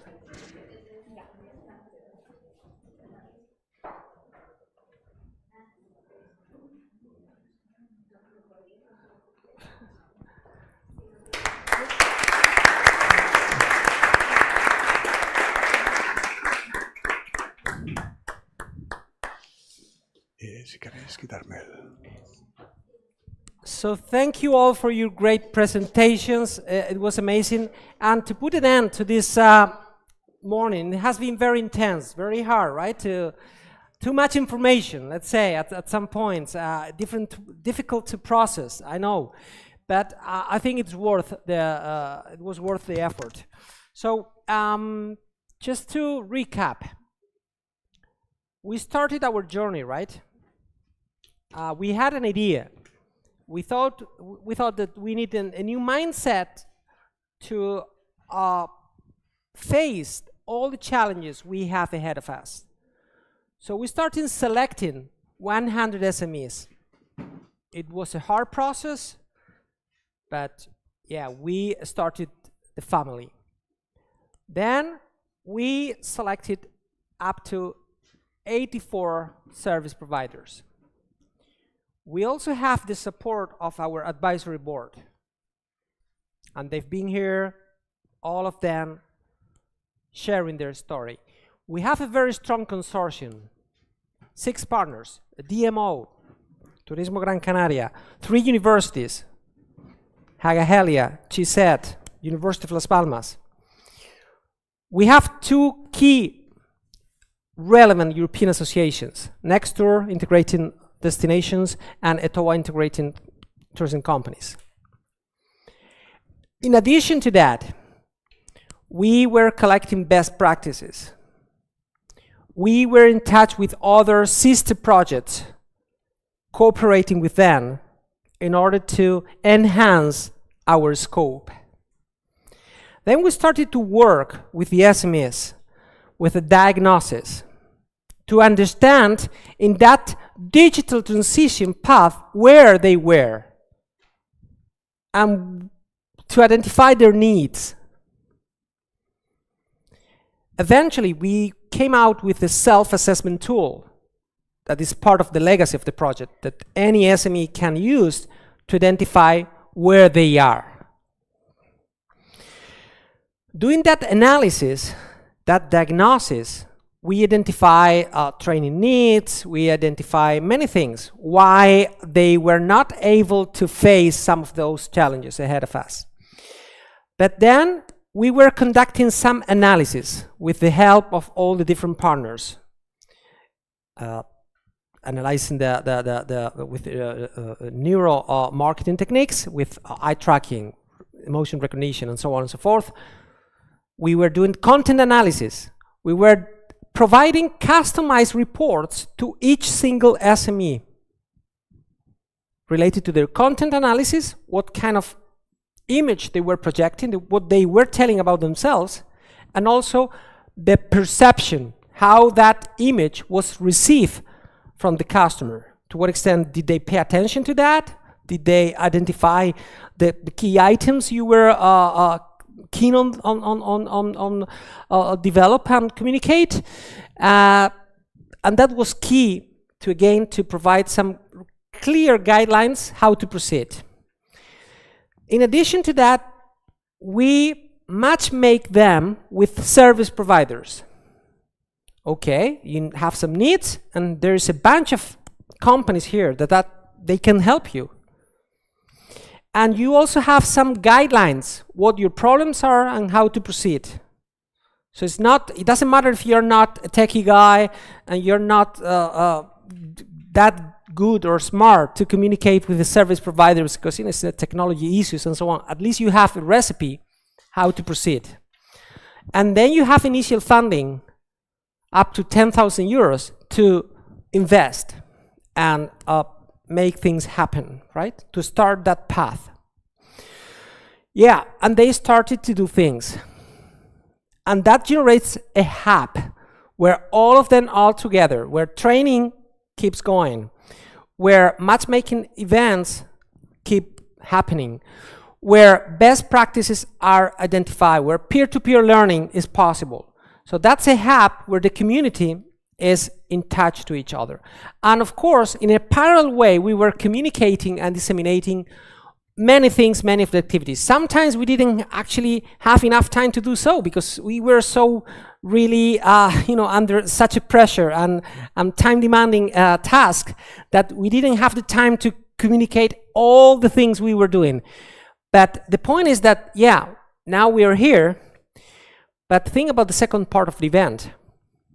It's not what we've done that is interesting, it's just farming in a way to generate, our fair share of this ecosystem, integrating knowledge, technology, and of course working together. It's about what we have ahead of us. And we were having a look at some great potential projects going on, of course with the support of the European Union. So the EISMEA was present here today, also presenting different opportunities and the importance of tourism at the European level, right? So, and now we look ahead and we see there's some guys there up north. They are doing interesting things related to AI, right? And Finland is, really fostering that development, and Haga-Helia, it's really involved on that, and that's one of our partners. Okay, a lot of opportunities in there. And then, we have also our Italian partner, CISED, that is also related to AI, developing different applications in their country. We have some other projects that are working on sustainability, and in this case, Cynthia is very focused on that European Union vision, right? Integrating all the projects, and she was actually making that proposal to have that Memorandum of Understanding, and to be there in May all together in Brussels to join forces, right? And all the tourism projects together. And we realize how important neuroscience can be when you apply that with a goal. In this case, it was a little bit more well-being related to the cities, right? But it's key because if we integrate the SMEs, the destinations, and all those challenges we have to face, I think we have plenty of opportunities to develop. And it was a great presentation. I think also a great project from our Portuguese colleagues in Lisbon in this case, and all the consortium, of course. And yes, and finally we have this final presentation about Canarias Living Lab. So we are the two universities here, public universities, La Laguna, Las Palmas, and the industry working together.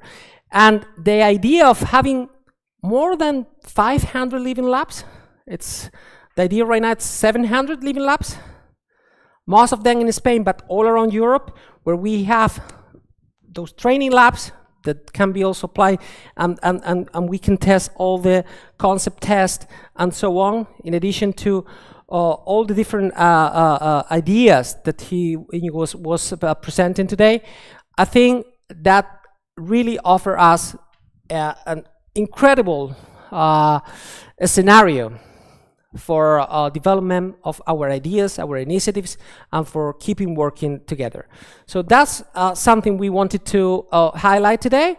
And so the project is not over. We are just, I would say, considering what they just show us, the new scenario that AI is opening, right, ahead of us. So I would say that, yeah, no, our project is here, but at least we have the foundations, we have the team, we have the ideas, so we are in the right path. And now, obviously, we have many, many opportunities.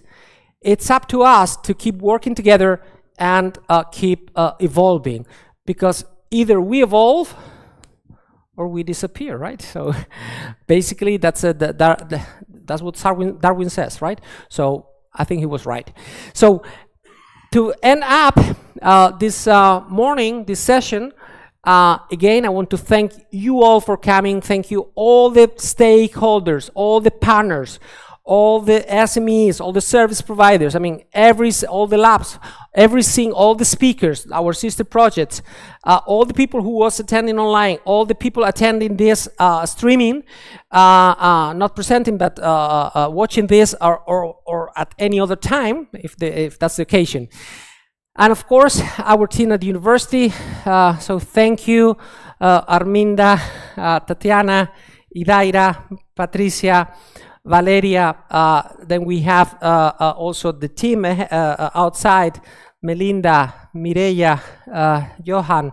So thank you all of them for working hard on this. Thank you to all the team of Gran Canaria who was organizing this conference. Now we have two final things, two final requests. One is we're going to have one picture all together. That's going to be outside, and I think Alejandro's going to tell us where it is exactly. I mean, we go all together and we have a family picture. Every single person here, please go and we'll take the picture. The second one is that after the picture, please take the opportunity to have some hands-on the different kiosks that we have in there. So you will have a look at the some of the newer marketing tools related to emotion recognition with face coding and eye tracking. You will have also the virtual reality, two different opportunities to visit some areas of Gran Canaria, let's say, in virtual reality, and one provided by the Gran Canaria Tourism Board with their partners, and one by Orbis Nauta, one of our service providers. So please take the opportunity to do so, because I think it's important, and we appreciate that. And right after that, yeah, we have the opportunity for having some food, of course, and networking, what is great, and take the opportunity to keep chatting and keep evolving. So thank you very much, and we'll keep in touch. So let's go for a picture. Thank you.